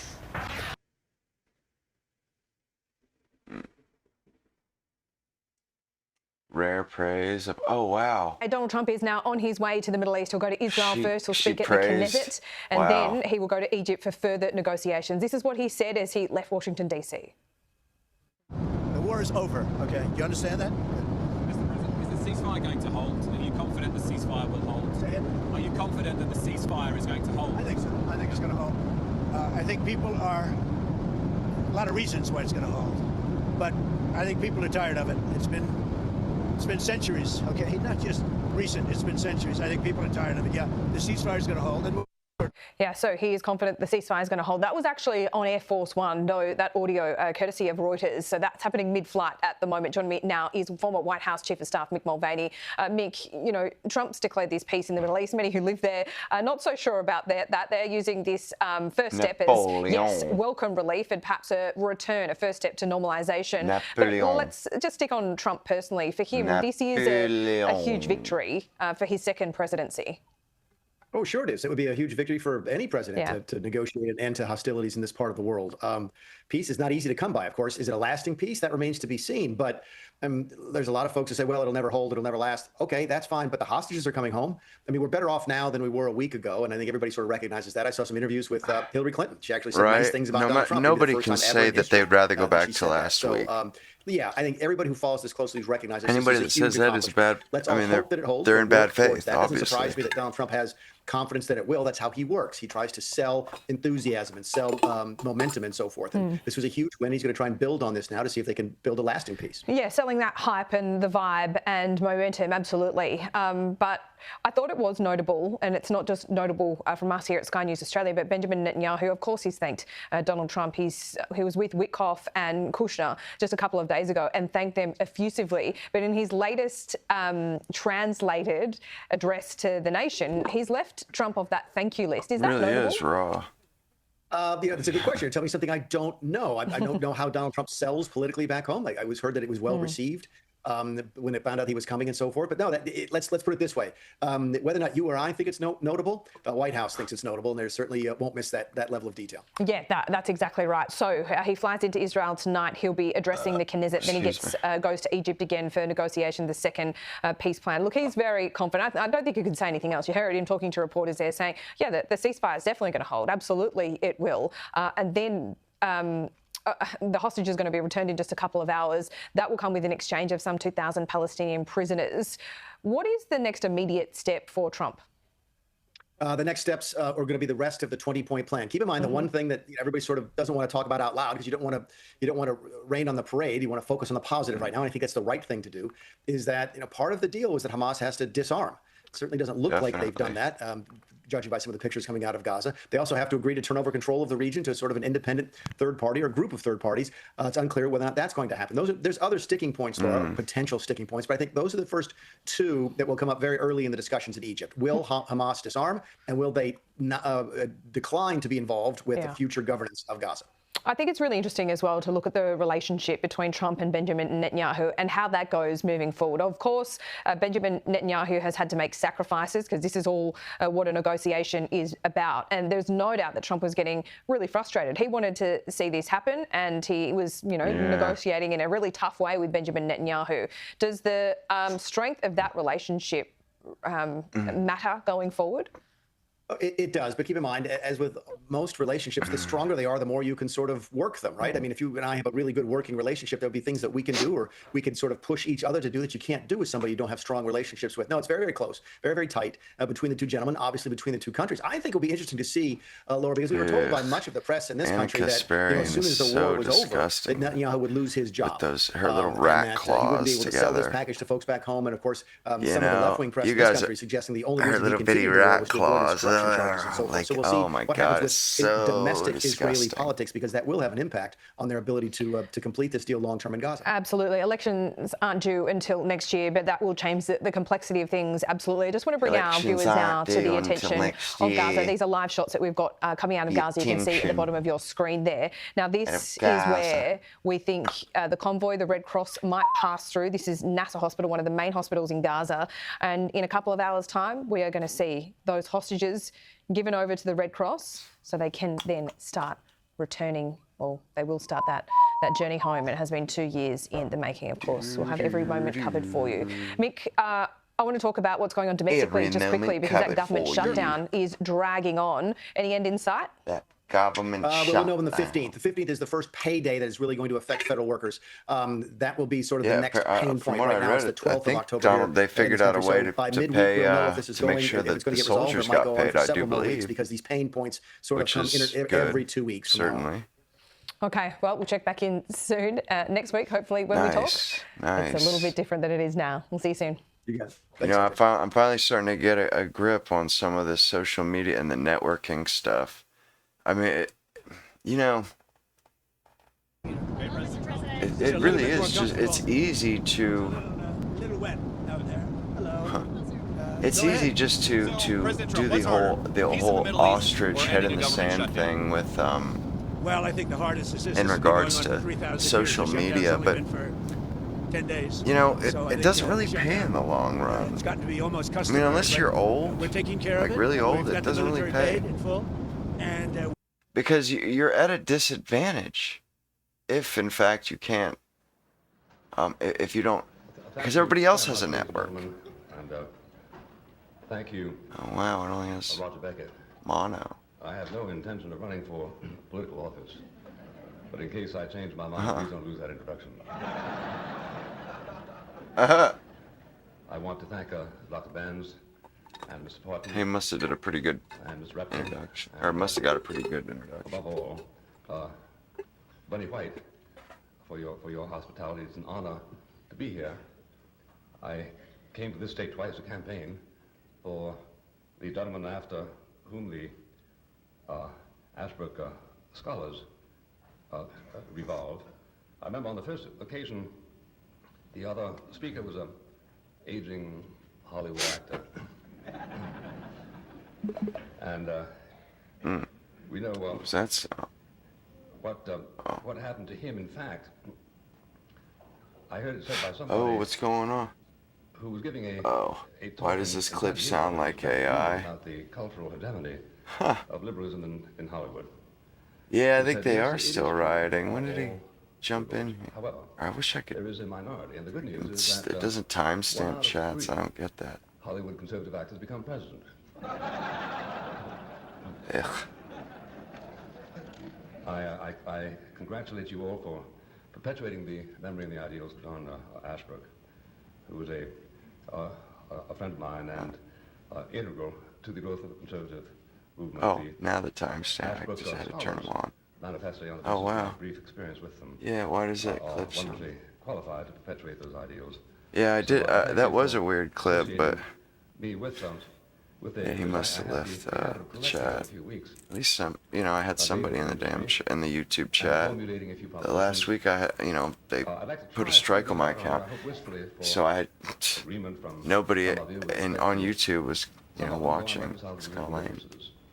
If that happens, it shouldn't worry either of us. I've experienced rejection before, and you've been wrong before. My first proposition is that with the announcement of his healthcare reforms, we have a sense of what a Clinton presidency foretells in domestic policy. It hasn't been easy to trace the evolution in his thinking as witness the confusion generated by his inaugural address only 10 months ago. The viewer on Inauguration Day was justified, I think, in coming to personal conclusions about the new president. It was, I think, hard to escape the judgment that Mr. Clinton is a mythogenic figure. The energy, the eye for variety, the desire to please, the expressive face that reflects awe and delight, as though every few minutes he were rushing down the stairs to look under the Christmas tree. Even as during his summer vacation at Martha's Vineyard, he treated every day as though YouTube chat open. The first day of Earth with the excitement of the last. This is Neil. But he didn't, so far as one could see, delineate a distinctive political program, as for instance FDR had done and Ronald Reagan. Rather, he used metaphors, indeed metaphorical paradoxes. He said he wanted to force the spring. And one gathers warm, the winter cool, the summer. These are Man, I've got a hell of a lot more. Hypnotic highs. And these bring on collisions with reality, as witness the hell of a lot more views on my Rumble account too. It seems to be picking up quite well. And not gotten the damn Dude, credit from the or liberal press. somewhat. I'm sick and tired of it. Viewed in the light of his inaugural address, that explosion is confusing. My second proposition is to the effect that in an attempt to clarify its mission and to describe its constituency, the Clinton movement has arrogated language that is perplexingly used. Mr. Clinton invokes the term idealistic more often than anyone since Robert Kennedy, but how exactly, in current political idiom, does one define idealistic? Would it be idealistic to send troops into Bosnia to straighten out the awful mess there? The argument can certainly be made. But the younger generation, whose views on the question correspond with Mr. Clinton's, is instructed in these matters by the Vietnam experience, and idealism was then defined as resisting engagement in Vietnam as young Bill Clinton did. The historical result of pulling away from Vietnam, to put it economically, was the boat people. There were many reasons for not wanting to fight in Vietnam, but none of them was idealistic in the conventional sense. So what is it that defines the idealism of the young Clintonites in public policy? Maybe we're talking about the rejection of greed. Greed as in the decade of greed, which refers, of course, to the 80s associated with Ronald Reagan. But Mr. Clinton campaigned on his determination to give more things to more people. He's pledged to renew the infrastructure, to create new jobs, to extend free health care to the uninsured, to increase subsidies for education, and to reduce the national debt. Is the desire for a job an expression of greed? If so, it helps us to understand the decade of greed under Mr. Reagan, during which 19 million new jobs were created. And anyway, is it natural to want free health care, or is that greedy?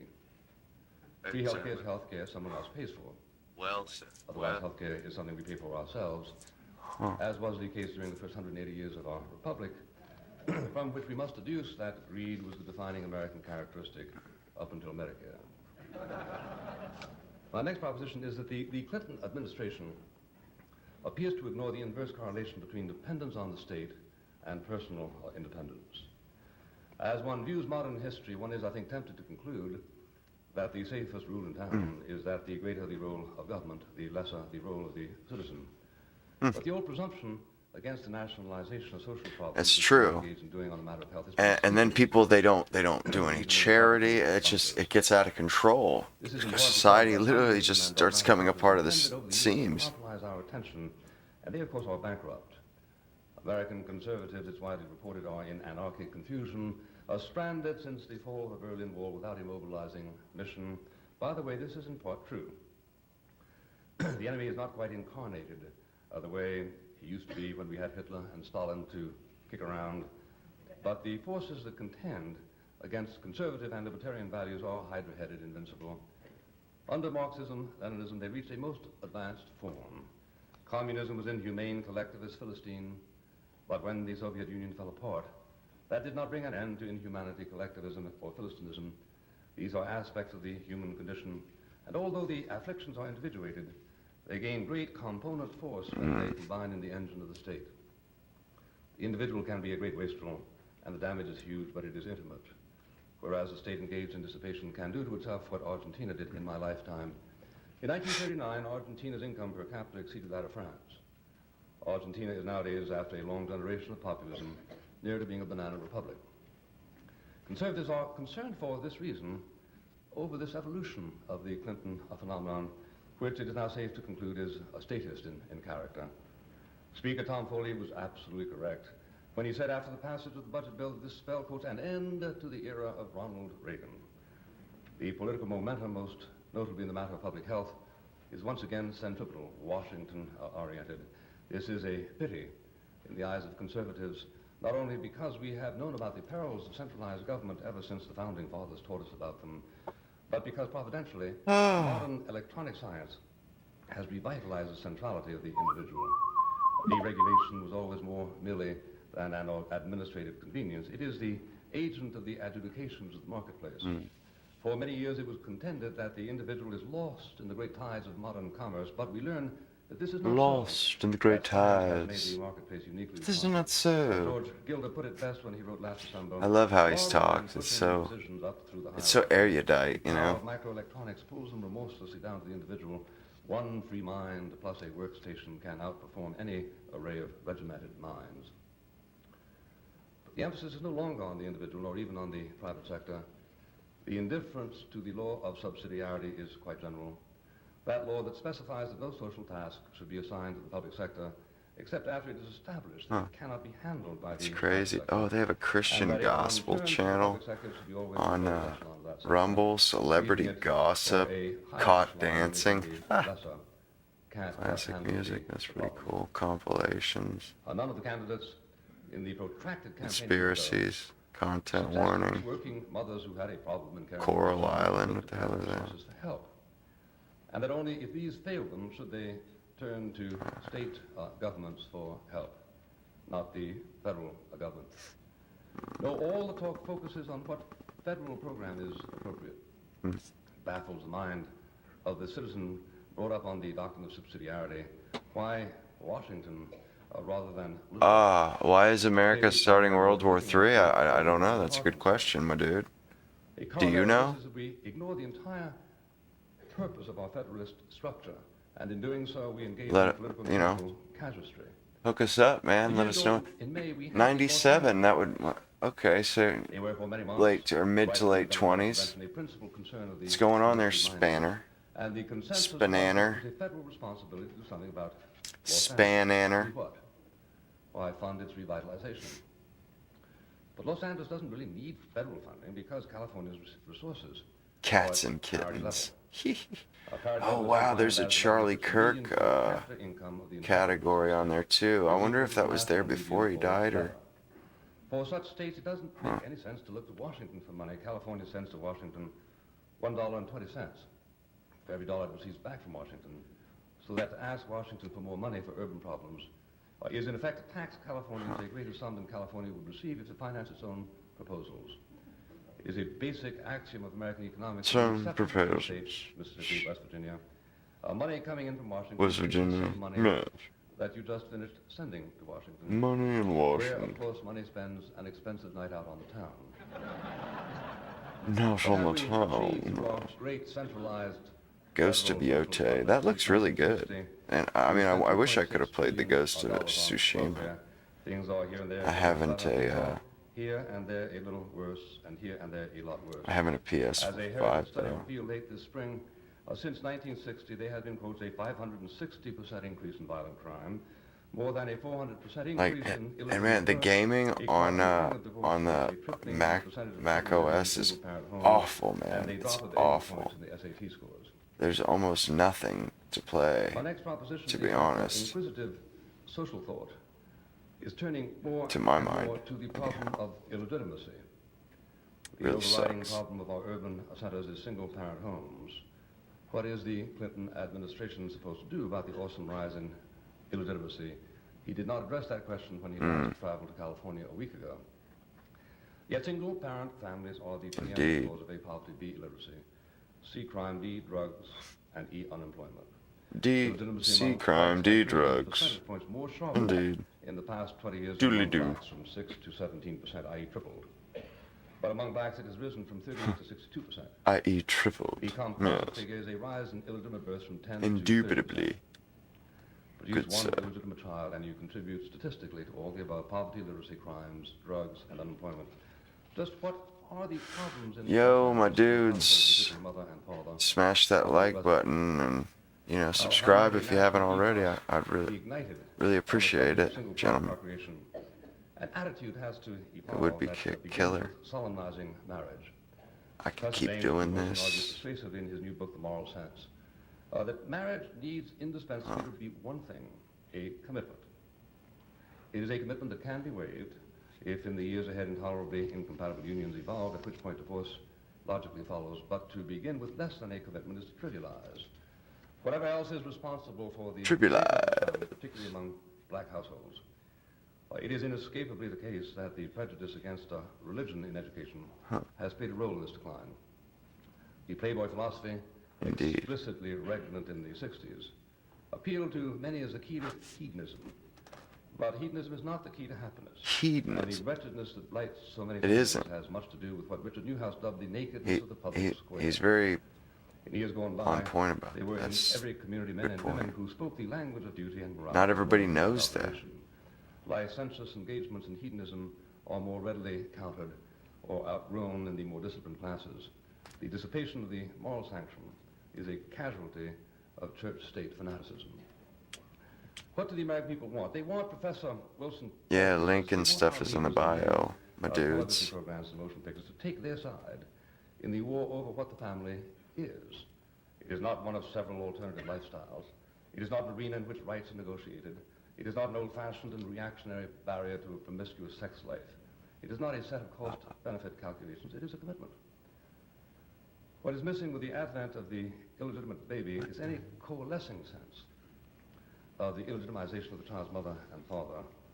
What if the moral sensibilities of the community were to sharpen to the point of causing the community to conclude that unwed father, that unwed mother are irresponsible citizens and selfish human beings, and their self-indulgence, whether that of the ghetto teenager or that of Elizabeth Taylor, should not be celebrated but lamented, because their wantonness and infidelity leave a trail of misery and crime and loneliness and aggression. Senator Moynihan ingeniously noted a few weeks ago how we are being instructed by Emil Durkheim, who concluded that every society needs a certain degree of self-respect, and that therefore, when what is conventionally thought of as wrong behavior becomes common, societies tend to respond by, as Moynihan puts it, defining deviancy down. Moynihan. Once upon a time, it was deviant behavior to bear a child out of wedlock. With every third child now illegitimate, it becomes easier to define deviancy down than to re-stimulate the old sanctions. But the victims of society's indifference do not suffer less. Yeah, it's the children that suffer from that stuff. We all know it. Which is that Mr. Clinton's social programs spring from misconceptions derived from populist rhetoric. Among these misconceptions is the notion that the Reagan-Bush administrations were primarily vehicles for the accommodation of an affluent class, that government revenue was stifled by Reagan-Bush, and that government programs were stalled by Reagan-Bush. Very soon after Mr. Clinton's Reagan, Bush, Reagan, Bush. I said that in a goofy way. To my mind. Readers a comprehensive report on what they call the push and pull over taxes. Deep down the first of these articles, Rosenbaum wrote, one popular misconception is that the tax cuts caused the crippling federal budget. Holy crap. The fact is, the large deficit resulted because the government vastly increased what it spent each year, while tax revenues changed little. He proceeded to give the figures. Well, if it's true that tax revenues didn't diminish under Reagan, what about public spending on the infrastructure? In Newsweek magazine early in March, we read economist Robert Samuelson. Clinton's basic rationale for more government, he wrote, is that investment in America has lagged. Actually, he informs us, that isn't so. Business investment rose over the preceding decade, as did research and development spending, as did government investment. He gave one example. Since 1980, highway spending, adjusted for inflation, has risen about a quarter. Contrary to popular impression, road conditions have gradually improved. Between 1983 and 1991, the share of urban interstate highways rated as poor dropped from 17 to 8%. How was it then that there was so much misinformation abroad? It has to do with what we have heard first from candidate Clinton and then from President Clinton. What makes so many Americans so jittery about Bill Clinton is his manifest appetite for glib falsifications. It really gets bad when it's happened glib falsifications. After hearing the president's speech on the budget bill. I felt that I needed to shut my eyes, recite the multiplication tables, say the alphabet, maybe drop an ashtray on the floor. Wow. Like the gravity was still around. Anyone who has requirements of formal ashtray on the floor. And you know, he never did smoke either, which is wild because everybody smoked back then. It's incredible. Proud of this time, the incredible. Federal government has been fighting alongside the people who suffered from the Mississippi River floods. What goes on here? One, the victims of the flood are getting something. What goes on here? What does Mr. Clinton mean by this time the federal government is getting into the relief business? Who was it helped the victims of the hurricanes in Florida, the earthquake in San Francisco? We've been given the politics of abandonment, the president went on. The listener wonders, what is that, the politics of abandonment? Well, he tells you. What Bastards. Right How there. dare they? And the next morning you see it in print and confirm it. After the word abandonment followed cutting taxes on the well-off and asking nothing of them in return, while raising taxes on the middle class to pay for of the same government. What could he mean by saying that? The basic 1981 law, Kemper-Roth, cut taxes not only on the well-off but uniformly. The 1982 tax was primarily a tax on corporations. The 1986 tax reduced taxes at all levels, but imposed on the wealthy class a costly forfeiture of traditional shelters. 6 million taxpayers were relieved of any tax whatever. In 1985, the tax code was indexed, relieving the middle class of bumping into higher rates of taxation by inflation. The 1981 tax was approved by every member of the Senate Finance Committee, with a single exception. And the final vote was overwhelmingly in favor in both houses of Congress, including the affirmative vote of Senator Kennedy. Suddenly, we hear all this called the politics of abandonment. Come on, man. We move then to a related proposition, namely that the mystification of these sources of revenue is a necessary stratagem of collectivist policies. We should really stop just long enough to remind ourselves what it is that we are engaged in. It is an attempt at further redistribution. The irony is that redistribution will be from the middle class to the middle class. The upper income class is depleted, and in any case is not freshly singled out, except to the extent that the rich are heavier cigarette smokers than the rest of America, since they impose new taxes on tobacco. The poverty class will be looked after by the... Boy, but they not really taken it to us and just raped us over the tobacco, man. Went from $1 a pack to $7 a pack in my life. I mean, it's incredible. Health bills can overwhelm personal finances, even as fires can burn down whole houses. For this reason, the idea of insurance arose. People would pay into a pool every year, and when catastrophe struck, draw out from that pool the price of rebuilding your house or your liver. What transpires is that some people can't afford to pay into the pool. Societies that acknowledge a fraternal concern for those who can't pay their own way step in and do it for them. All that was needed in order to reform the health system was to devise a way to look after the health bills of the poor. That task does not overburden the imagination. Instead, we have come up with alliances, health maintenance organizations, combination plans, fluctuating deductibles, under-the-table subsidies, and distinctions between eyeglasses and contact lenses. There are about 12% of Americans whose income is below the poverty level, and yet already, that is, say, pre-Clinton, the United States spends $900 per person below the poverty level for health, which compares with $1,300 per capita above the poverty level. To make up that difference, we're going to reinvent healthcare.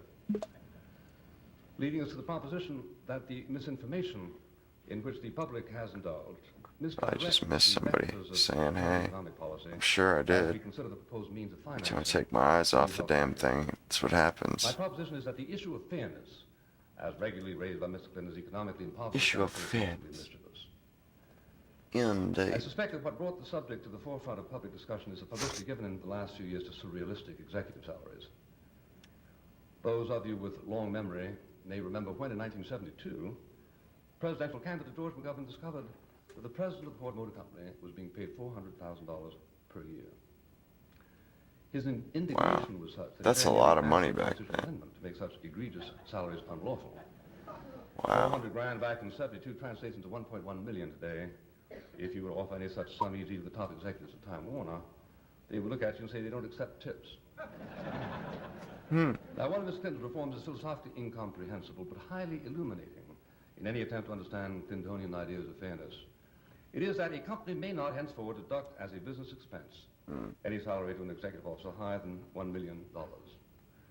The notion that the company paying its president $2 million is not undergoing a business expense. God, there's just those Instagram model women. Good Lord, man, they're decide whether it is an expense worth the stockholders' money, the company's stockholders. like all they do is post stuff for it's so To disgusting. maintain that a $2 million salary is not a business expense. Be a good-looking woman too, and they just all day, every day, they post these stupid thirst trap things and just I mean, all kinds of dumb. But it is a government expense. What the hell? End argument, and if you disagree, What's your go back deal, and lady? relearn the ABCs of logic and language, and be careful in selecting what school to learn in, as Chelsea. Ah, I think I remember when What are we a talking time when they. about fairness? Yeah, well, when I was a kid, they were $20 a carton from like my Decade dad was also marked by considerable got. upwardability.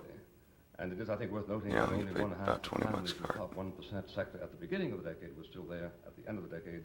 Others moved in, which is good to hear about a society that prides itself on opportunity. Is all of this fair? What is fairness?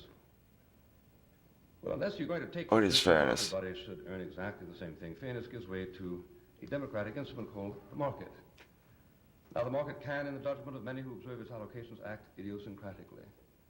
It is perfectly capable of giving Michael Jackson in 1 week more money than Ludwig van Beethoven earned in a lifetime. The market isn't interested in fairness in the way in which Mr. Clinton uses that word. That's crazy. Any more than eugenics is interested The idea of that. of beauty. The market is interested in faithful transcriptions of economic democracy. What does the voter who puts up his dollar want? Fairness has literally nothing to do with the relative value of one item over another. One economic moralist, writing 20 years ago, opined that there should never be a difference of more than 6 times the compensation between the richest and the poorest. Blacklisting, buddy. What's going on? Yeah, back on the tube. They those bastards. They hit me with a strike because when I was streaming, I've watched Bill Maher for a few minutes. And so on. It is You know, hit me with a strike for a week, dude. I couldn't post, and I can't count for 90 days either. Like, what the hell? I mean, I've never actually made a dime off any of this, but I mean, I was just about to be able to. They basically just pulled the rug out from under.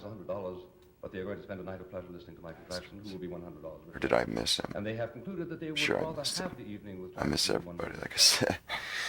The I have this unique ability to the shareholders who authorize a $20 million salary not be there in for the time. services of Bill Gates. I figure they're better off with Mr. Gates running their affairs. If I didn't have than bad $20 luck, I million wouldn't have any luck at all, as they say. It would have been worth it to IBM last year to have paid $5 billion to a successful CEO. Now, any given board of directors might be very dumb to believe a CEO is worth $2 million. That's their problem. Well, my next guest is famous for his many things: his urbane charm, his intellect, his caustic sense of humor. He's also a great debater, columnist, colorful commentator at political conventions. Ladies and gentlemen, Mr. William F. Buckley.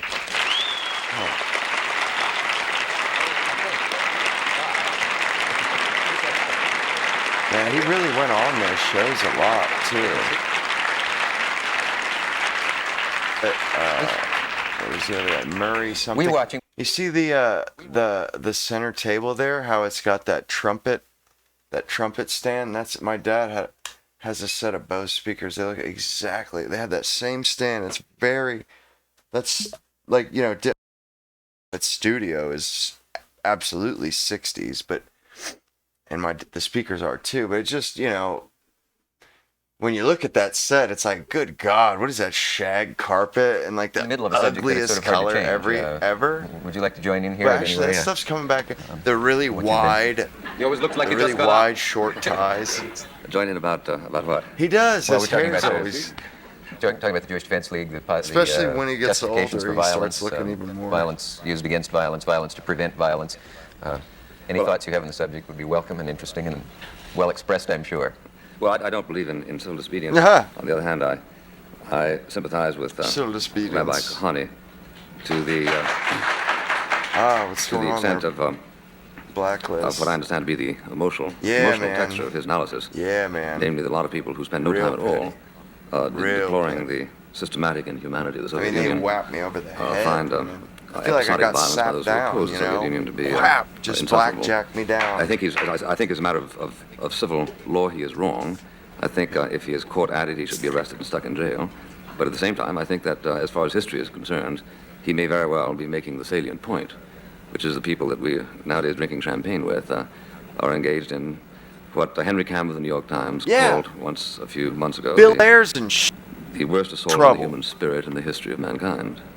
So in that sense, I'm in sympathy with him. Meaning Russia. Oh, Russian. Yeah. But how about, there's a premise there that's kind of faulty. How about people who spend a great deal of time and effort not only deploring but fighting the Russian attempts and Soviet attempts at genocide and cultural... That's the dude. He's Jewish. I think he's from like Germany or something. But he was on Bill Buckley's show. I watched that one like a few days ago. Bill Buckley interviewed him. He's an actor. He was in the Defiant ones. He played sheriff. No accent whatsoever. The dude was sharp, man. And I've seen him in a few movies. He's like you and me. Excellent I hope actor. So. And who also deplore acts of violence in this country. country. Absolve us. Something Kid. Or Kid. William F. Buckley has a knack of making you his ally. Starts with a K. I think on this point, this is a very, very vital point. I think in our day and age, when we're so busily building bridges to Moscow and everywhere else east, the whole concept of being anti-communist has become a very bad thing. Well, I put it to you, I have 4 children that I would like to see raised as good, observant, practicing Jews. Tiny hats, If man. they were ever to fall under the kind of a regime that now rules Moscow, they could not be the kinds of Jews that I would like them to be. And I put it to you, therefore, that this is at least as great a danger to the survival of the Jewish people as an Adolf Hitler was. And it's about time that we Jews began to realize that a détente at the expense of the spirit of people, not just Jews, Catholics, Greek Orthodox, Russian Orthodox, That's what they Protestants, say. is not a détente, it's That's what they say. You mean capitalists as distinguished from Catholics? Oh, Catholics. Yes. Like the reason why I say that is, you listen to them from the 60s and 70s, and they're like, we really got to get a tough stance on blah, blah, blah. And they're still kind of blowing the whole victims, we're victims, we got to stand up, and it just rings so hollow today. Rings so hollow because they're like begrudgingly, like, clapping that the war is over. Like, geez, man, like, what the hell? Like, that's not a good way to. It's not a good look, It's not a good look. There are some Catholics that are not capitalists. And vice versa. Which ones are those? The fact of the matter is that anti-communism is not a bad thing. And I think that a great many liberals who are attempting to create peace may be just forging a Munich, which big that yarmulke. He's like an old school. He's like a 60s Ben Shapiro. Hitler is not I mean, straight up, man. Stalin, and while all of them hated Jews, they hated them in that's got to be a fashions, fake beard. If you go to the great Talmudic scholars, they will tell you that in one instance they only wanted souls, in the other instance they weren't interested in souls, only in bodies, to kill and burn every last one of them. And others are interested in soil, as some Arab leaders. I mean, you cannot make these simplistic comparisons. There are no naked overseers with whips in their hands in the Soviet Soviet Union, what there is mental anguish and cultural genocide is also murder. Yes. Also murder, and I grant you that. But it has to be fought with those kind of weapons. Now. I'm suspicious that we're not going to get around to talking what I was invited here to discuss. What were you invited to discuss?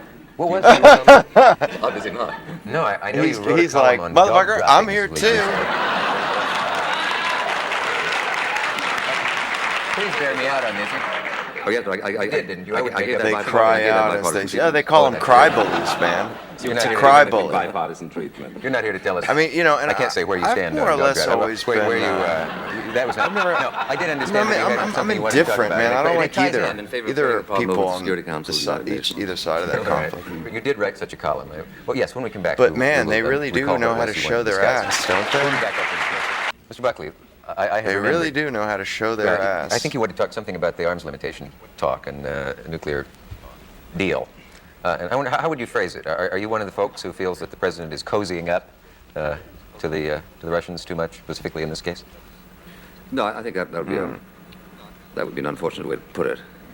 I think that that we are being asked to endorse pretty enthusiastically a set of arrangements Right, which lie though, dude. in the face of military and strategic prudence, and which in fact don't conform to the criteria of safety laid down by Mr. Nixon and his representatives over the last 2 or 3 years. I think it's unfortunate Exactly. that they don't. see You working know, in America today, the or at greatest, least I think that's a sort of a the greatest high-rank man-made tragedy, the greatest mass murder ever, and all that. It's the key takeaway was that 6 million Jews were killed, guys. That was the key takeaway from World War II. You know, it's like, forget about what started the war. Forget about the reason that the war started or what led up to it. And they would have you believe that it was the Great Depression and, you know, and people turn to a strong man. It's like, no. This is just this. It was the byproduct of liberalism. It was the byproduct of modern liberalism. And they put a Band-Aid on it. You know, and like the Band-Aid came off again. You know, like seriously, to my mind, right now it's Weimar Republic, and I don't say that as a bad thing. Which, like, seems finally, people have thrown to, that yoke off, that yoke of which liberalism. Historically, been very because important it's a for us. lie. And so I think that an awful lot of the arguments on the basis of which this particular treaty is being defended are arguments that tend to break down under analytical pressure. That's going to be a while before it comes to a vote. But sometime before that happens, people ought to think through to what the consequences of it are. That's a good Just point, for example, this morning, Blacklist. the papers carry a front-page report. The Secretary of Defense says, unless Congress votes to modernize our weapons, it would be better if we never signed that treaty in the first instance. Now, does he mean, therefore, if Congress doesn't vote to modernize our weapons, therefore we shouldn't ratify the treaty? This would be the logical result of a rigorous application of thought to what he said.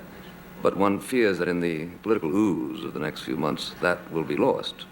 Now, if he says, I ask you to consider, is there a logical way out of that conclusion? If he says, unless Congress votes to take advantage of whatever it is that we can take advantage of under the terms of the treaty, better we hadn't signed it at all. Suppose Congress says, well, we're not going to, but we're going to go ahead and ratify the treaty. Do we then have a situation in which the President of the United States urges us to ratify a treaty which his own Joint Chiefs of Staff and Secretary of the Defense did not under the circumstances recommend? This is one of the things we have to think our way through. Why would that surprise you? That kind of inconsistency happens all the time in politics. Well, because it's your life and mine. I don't mind inconsistencies between you and him. or you and me. Because the results aren't necessarily apocalyptic. But I live in this country. Nixon's just the president, that's all. No, but the loophole you know, we're not going to have discriminatory bombs that distinguish between those who backed sound policies and those who didn't back sound policies. So I think in an age in which everybody can seize, everybody can blow each other up, one has to be sort of super careful. My assumption is that, especially where the Russians are concerned, you don't take chances. But if you say we have enough to blow each other up, then you're still for more of the bombs that you're afraid of. Well, we can. This is very interesting. The Soviet has a thing called civil defense. It's practically an unknown word. You have to look it up in the I like dictionary Dick Cavett, always have. on the basis of which He's a good certain dude. specialists in I Soviet mean, I don't know. situation. The cool will tell thing you that is, if in back fact then, you we didn't had know all that these nuclear war people's today, politics. 60% of I our still don't. population would be wiped out. Only 6% of theirs. They lost I know more than Johnny 6%, Carson, but in the Second World War, who he voted we for. see Laird telling us as recently as early this year that there was one thing that he worried about terribly, and that is that by the mid-'70s we would have lost our Minuteman retaliatory capacity. This, he said, pleading for more than 4 safeguard ABM sites. Now we're going to give them up all except 2. And one of them simply to protect Washington, D.C., which I don't believe for a minute the Soviet Union would bomb, their greatest strategic ally. But in any event, in any event, you have the reading of your own specialists all of a sudden sharply contradicted over a period. Then Henry Kissinger, my friend Henry Kissinger, I'm very fond of him, 8 times in 3 briefings in Moscow, he said, now understand, the principal defense of this treaty is not the Soviet Union, to be sure. It's going to have much more than we have when we sign it. But look how much more they would have 5 years from now if we didn't sign it. At least we're going to get our quote freeze. To which I think it is appropriate to ask, why would the Soviet Union have outstripped us? I mean, don't we have people who can build more submarines? No, I haven't done it without the mustache. Silos and so forth. Where has President Nixon been for the last few years? Why, in the last few months of Mr. Nixon's term, do we have to get told by his principal representative we have no alternative because we had nothing a building?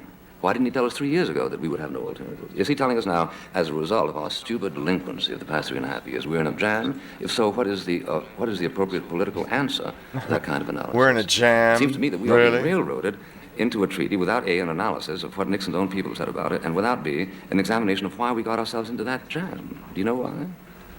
If I had the answer, I would blurt it out as quickly as I could. You know, I don't see the point seems to be that if we're going to have a war, we're going to be in trouble. But if we're going to have peace, this treaty is better than anything that we've had up until now. I'm one of your wishy-washy liberals, I guess, who cannot think in terms of mega deaths. I find that obscene. I find it obscene to think in terms of 6% of the Russians dying or 60% of America dying. I cannot think in those terms, and I don't. It's not that I don't want to consider it, because I'm also a realist into the bargain, and that's a curse I have to bear. But I don't believe that we have an obscene preoccupation with peace. You didn't say obscene, you said something frantic or something. Mr. Micheal, I don't volunteer to stand in your way if you want to execute a suicide pact. That's your business. But when you're talking about 60 million Americans, I might be one of them, my children might be one of them, the people in this room might be one of them, and I think they ought to ask themselves very solid questions. Are there circumstances under which the Soviet Union might prepare to go ahead and tolerate 6 million deaths? If by doing that they could get 60 million American dead and have their way in the world. Now, let me, if I may, tell you that the way these things tend to work out, I agree. Or so I would think it is, that people take the measure of each other, even as they would before a barroom brawl, and the guy who's bigger suddenly emerges in all of the calculations of the guy who's smaller. Definitely. And then there isn't a fight, it's avoided, but on terms dictated by the big guy. And this is what I fear more than a nuclear war, because I don't think nuclear war is likely to happen. But what may very well happen is a situation in which the Soviet Union recognizes that we recognize that they recognize that they are in a position to knock out our Minutemen silos, to neutralize all but, say, 15 of our submarines, sufficiently to neutralize our bombs, so that American president is then left with this. Okay, America's intact. All they got was the people who were protecting the silos. Now, does America therefore take what's left and dump it on the Soviet Union, getting 50 or 60 million or 6 million dead, and as a result, invite a retaliation that means the end, substantially the end of human life in America? What American president going to do that? You find this sufficient reason not to vote for the man? Not vote for whom? Not to vote for the president, the current president? Oh, my God, my government will make it 100 times worse. Really? What the hell? As Melvin Laird said, our arsenal would consist primarily of white flags, if he were elected. No, but I do think that the whole purpose, and liberals say that the chief executive has exercised much too much power. You're quite right, I think. And under the circumstances, I think that Congress should very definitely deliberate the implications of this treaty before simply proceeding as though it were a step towards universal peace, when in fact it fails to fulfill some of the major qualifications as enunciated by its incumbent defendants. Excuse me, folks, we have a message. We'll be right back.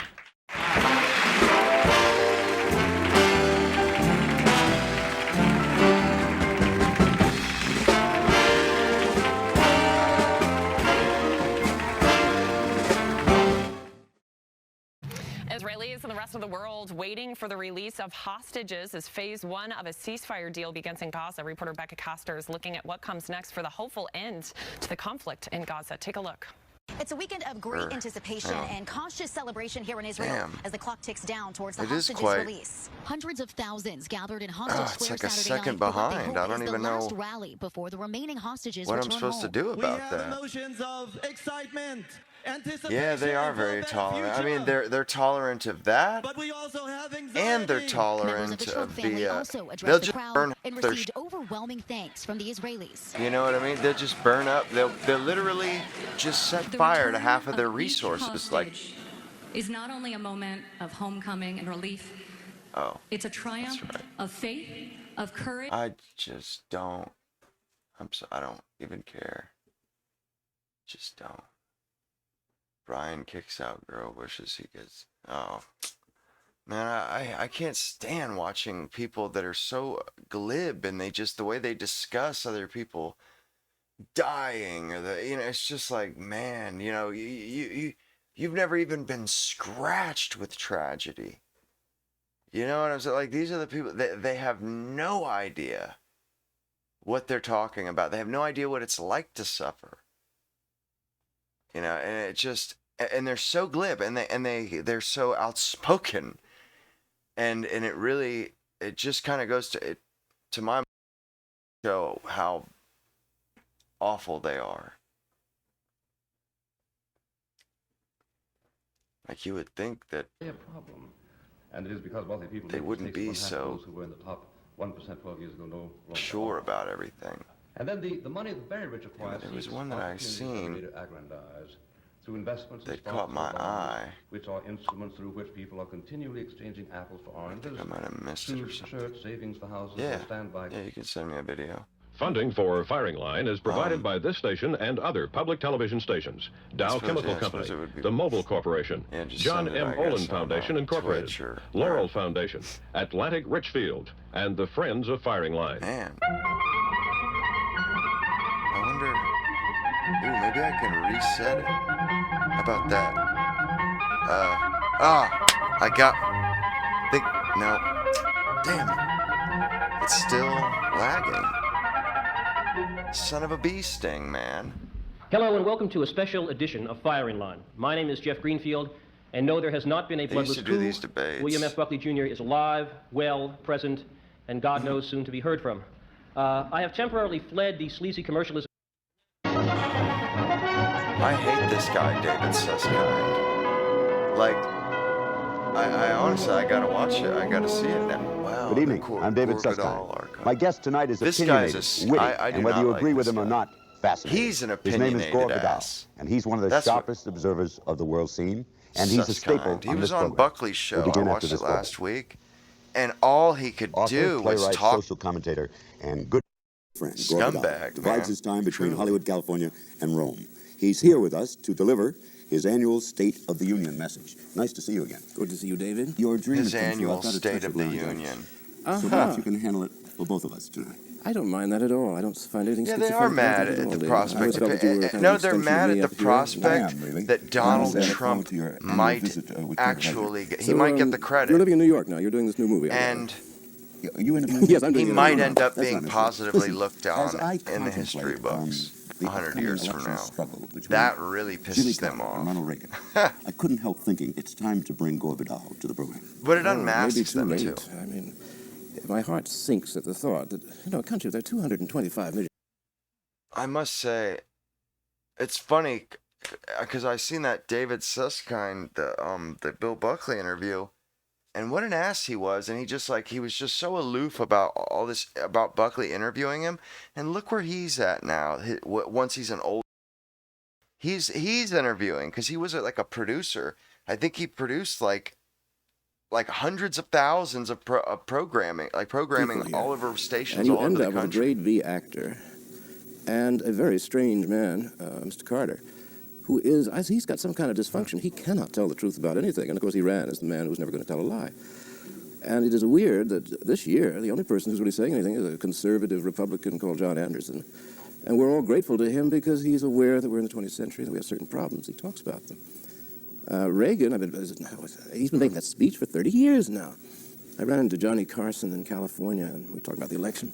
And he said, Reagan's people rang him and said, I've never seen. "Will you stop making Vidal. jokes about his dyed hair? He doesn't dye his hair." So he said, "Okay." Carson said, "I'll make one more joke, and I'll really cut it out." So he went on television. He said, "Ronald Reagan does not dye his hair. He bleaches his face." Well, when you get right down to it, that's about all you can say about Reagan. God, Does he have his teeth? Has he had a funny. facelift? I mean, there's not one idea. He tells you vaguely, we built the Panama Canal, we should have kept the Panama Canal. He doesn't relate that to all our problems with the third world. And are the people of the country contented with this sort of politics? I don't think so. but they don't get any alternative. Okay. That's why half of them. I already like this guy. I don't know who this guy. I know of Gore Vidal, but I've never watched any of his stuff. I already like him actually. Right off rip, he seems to be, reasonable, and I don't really feel like there's no pretense here. I don't see him. I don't feel like he's putting on airs. And I think it's going to be even less. I think we may have a president one day who's elected by something like a third of the people went to vote, 2/3 stayed home. Then you can't call it a republic then. I don't know what you would call it. An extension of the Chase Manhattan Bank, maybe, with offices in Washington. Defunct democracy. Defunct. Well, Benjamin Franklin said... defunct democracy. A wise man. He said, sooner or later, every republic becomes a tyranny. And we certainly see signs of that in the United States today. All our secret services, our secret police, the CIA with their new charter, the FBI with their new charter, the omnibus crime bill, which is one of the most dangerous things ever to come before Congress. Our freedoms are being taken. Really? From us, and nobody seems to much care.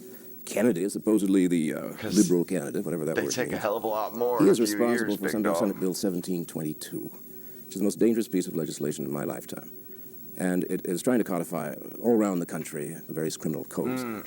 Well, he practically has knocked the Bill of Rights on its head. Now, he's introduced it in the Senate, and Father Drinan has introduced it in the House of Representatives. Nobody's talking about this bill. If you, let's say, go through a red light, and a policeman comes along with another policeman and says, you went through a red light. And you say, no, I didn't, officer. He said, I've got a witness now. You just lied. That's 3 years, perjury, for lying to an officer. And he can certainly set you up, as we know. The police tend to do when there are two of them and one of you as witnesses. Okay. Now, all these things, this great liberal, Mr. Kennedy, has put in this bill, and no one, as far as I can tell, has ever discussed this thing. I have it right here. I'll read aloud to it slowly for several hours. No. No, yes. I'm going to put it before we get to that and other matters, queue. I want to ask you why. Next, We're closer to 230-odd million people. Why do we come down to this miserable choice? Carter and Reagan. I mean, well, isn't why? it perfectly clear that as we change the election laws to make it more possible for the rich and the bad, as represented by Carter or Reagan, I mean, they're essentially the same people who put these candidates up. Who puts these candidates up? Well, it's done through a party machinery, which in turn is controlled by very wealthy interests. I mean, I was the first person, heaven help me, to start with a trilateral commission. I worked that one out just before Carter was elected. I found out about it. There are 290 members of the trilateral commission, and the three parts of it are Western Europe, United States, Japan, founded by David Rockefeller. Another extension. I went into the mod view and got it it out out of the States chat. was a member, the vice It president, only blocks it from the treasurer, public chat. Mr. John Anderson. I'm looking at the video now. These are like-minded politicians who take their orders essentially from the bankers. And it isn't conspiracy. They don't sit there and conspire, which is what the right wing is now thinking. The Trilateral Commission is some sort of place where they sit around and try and enslave good people in the suburbs of Phoenix. They don't do that. Oh, that's cool. You can ask them questions. Well, this is why you never get anybody from I didn't outside. know they added that to you, too. I saw Barry Commoner. He came out he's trying to start a new party. Very cool. Citizens Party. You know what would be pretty cool? My house in Hollywood. There's some cool interviews with Ayn Rand. He's talking about I've relations, never he's talking seen about environment, he's talking about alternatives to oil. I think, and she was on firing line, if I'm not He'll have mistaken. trouble getting on any ballots. He'll have trouble getting people to listen to him. Because the thing is locked. The solution to the lock is we must change the Constitution. We must get rid of this form of government. It doesn't work. It's just a patchwork. Get rid of the presidency, have a parliamentary government. I mean, look what they did up in Canada. Yeah, I like they him got rid of too, Mr. Clark, actually. Prime Minister, and you could in tell 30 minutes he's not voting in Parliament.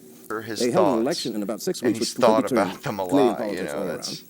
I don't think like nobody should be allowed to buy time on television. It should all be given free by the networks for 6 weeks, and no campaign should be longer than 6 weeks. Then you might get some decent men in political life. But if you just get these monkeys like Bush and Reagan and so on who are wandering around the country doing little 1-minute spots telling you about their resume, Man, what a good number of jobs they've What held. a good point. That's right no way there. to run a country, and there's no way to run this country. A long time ago, people are very man. discouraged. I am. Yeah, Is there any Reagan on that, alternative to Reagan Bush and Carter and his being the son choice? and their I mean, ilk? could an independent candidate be launched in the time that remains with all the intricate? Well, there's a these guys feeling about these this guys are avowed 55 or Democrats for sure, or liberals. And they did not like Carter. And that would mean that a principled man, not a great man, but a principled one like Anderson, would start a new party. Hey, Because in 1855, when the country was in trouble, the Discord is, not just abolish slavery, hit me but up it on also started to Discord, preserve and the Union. I'll give you And it had an a invite serious to view the, of the world, which was the correct view at that time, to the as people thought. server. So it is 1855 we're in trouble. That way we can all chat in one place. And it was 1860s when they nominated Lincoln.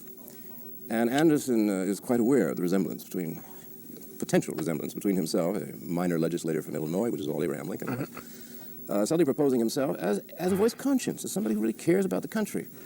And I could see with Carter, whom no one likes. I mean, this is the greatest zero we've had since Herbert Hoover.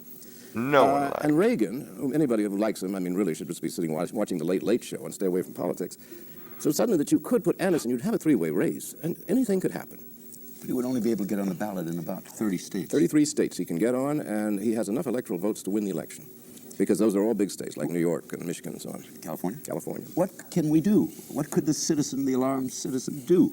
Well, send Anderson money, urge him to run as an independent? Yeah. Telegraph him? I gave him money when he came out to California about 3 months ago. That was but he's very premature. The Republican nomination. Oh, no. I mean, the people who nominate presidential candidates in both parties, I've never read Atlas they want to bring back slavery. And you have to come out, and say, well, really, we want slavery. I've never read Atlas Shrugged, and I have never had the urge to. People have recommended it, but... Why is Bush so... Why is he so... I'm past the days where I listen where I talk politics or listen to politics from a woman. Those days are over. Rough out there. I mean, they're over. He was ahead of everything for about 30 minutes. He was never anywhere long enough to do anything. Maybe he'll just be president for a few days.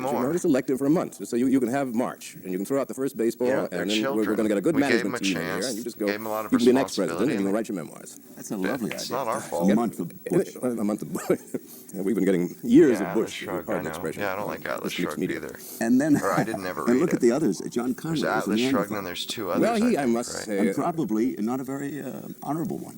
Well, I don't know. I miss him. I mean, when you saw those little pig eyes, female way, and that snout going for money, you could just see him, and he was like, it's a female way to go for the truffles, and they go out and to put your ideas out there.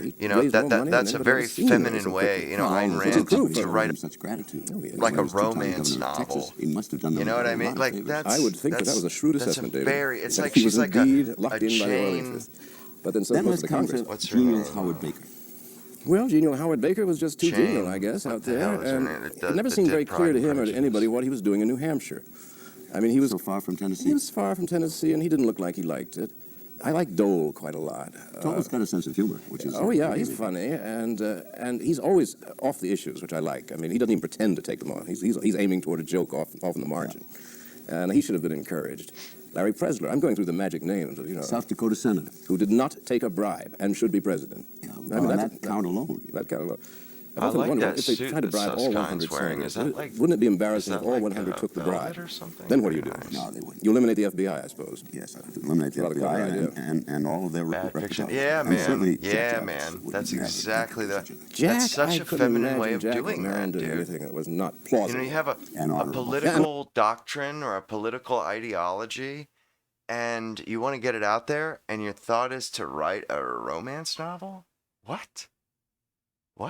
I mean, I get it if you're shooting for the female audience, that makes a hell of a lot of sense, but I don't think she was. I think that was like directed towards guys my age or, men. We'll be right back for more gore. More gore.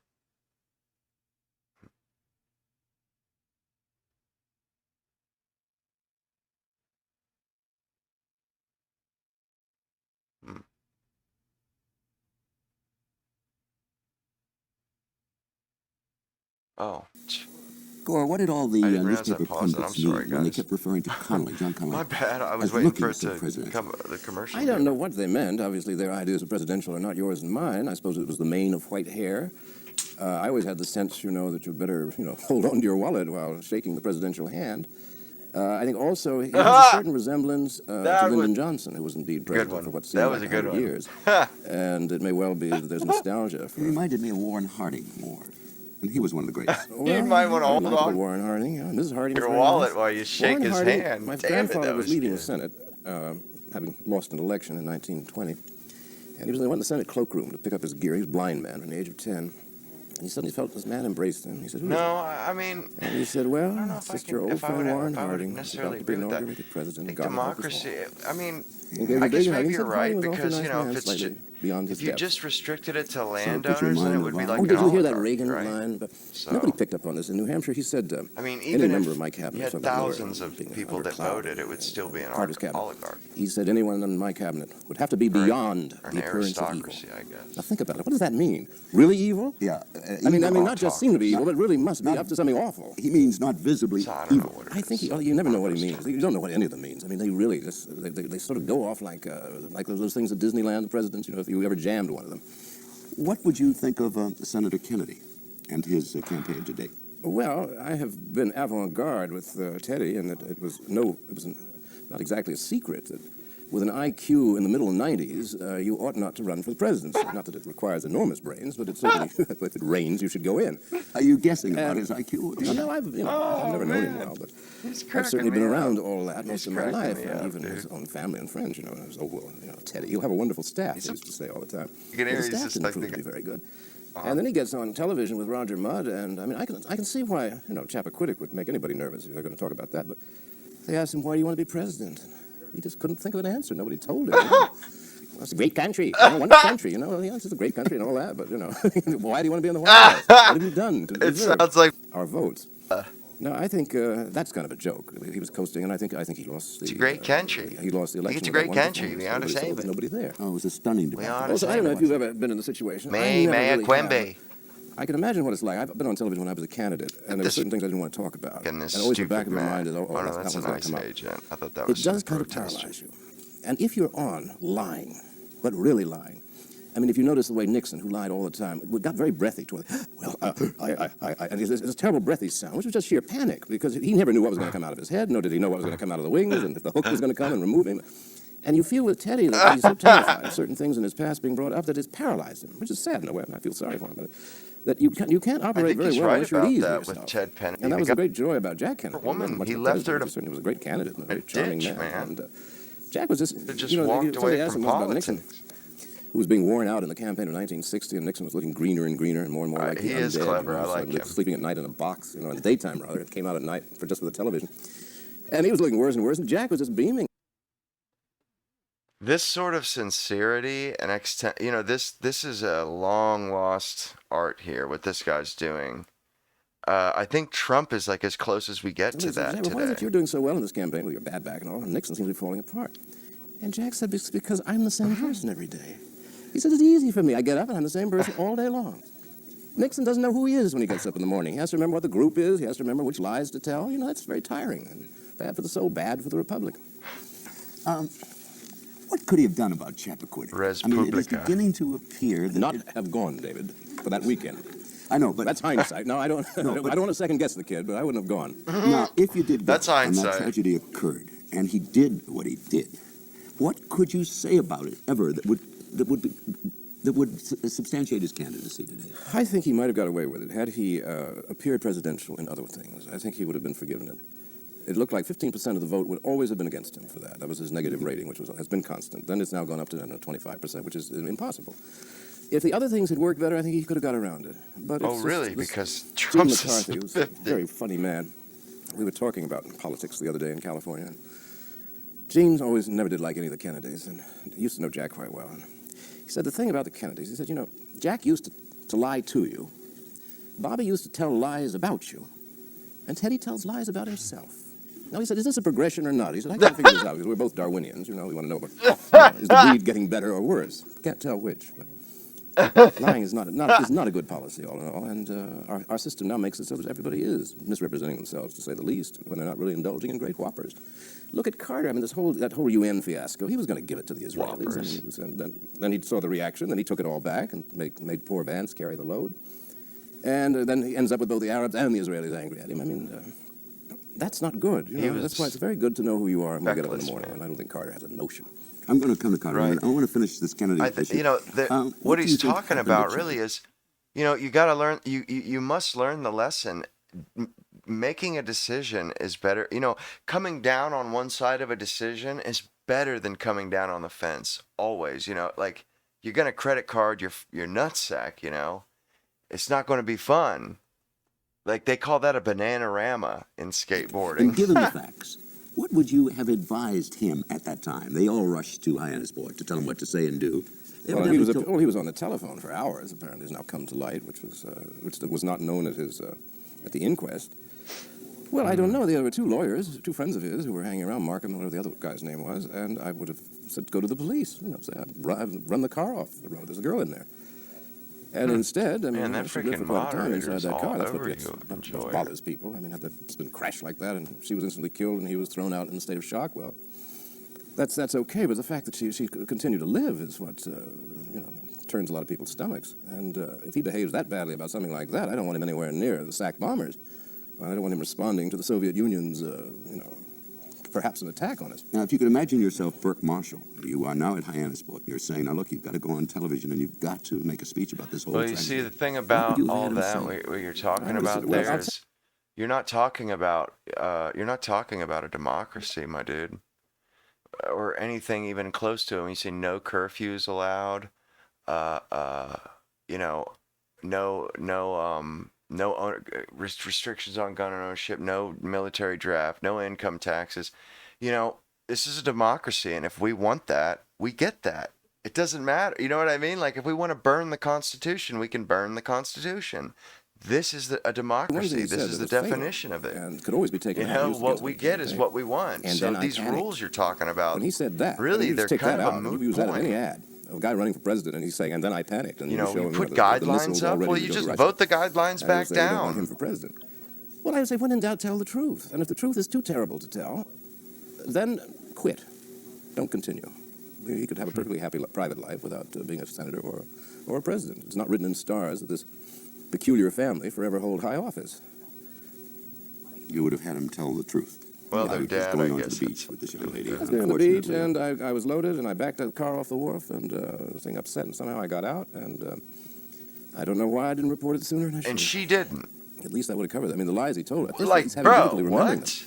I think this is one of the things when he's on with Roger Mudd. And you're a senator. So busy thinking about, now, what am I supposed What to a say when the question scumbag. comes up? That he can't concentrate on the Scumbag, man. So in a sense, it's just immobilized him. And, telling you. Do you think the public is reacting adversely for the traveling about the primary states with Mrs. Kennedy and pretending that it's a lovely marriage and everything is just roses? And well, I think the whole thing looks so tragic. I think people feel very sad when they watch the charade of her problems and trying to be a loyal wife. And no Nancy Reagan, she. Did you read that description Alex Coburn wrote in the Village Voice of Ronald Reagan and Nancy? Said that they really resemble. Well, now, even like an old even turtle, with a republic, up like that, little wattle neck, the little bright eyes. they voted he for turtles, a Caesar and she's like a very in a beautiful republic. alert I mean, lizard. With her eyes you cannot fixed on save his. Every human move he beings. makes You like one of cannot those lizards, waiting for the legislate tongue to go human and grab the beings fly. from themselves. And, Like they I say, can't look at them now. wherever you go, there you'll be. It's the same thing with us. This is all great thoughts to have, but you cannot legislate human behavior away.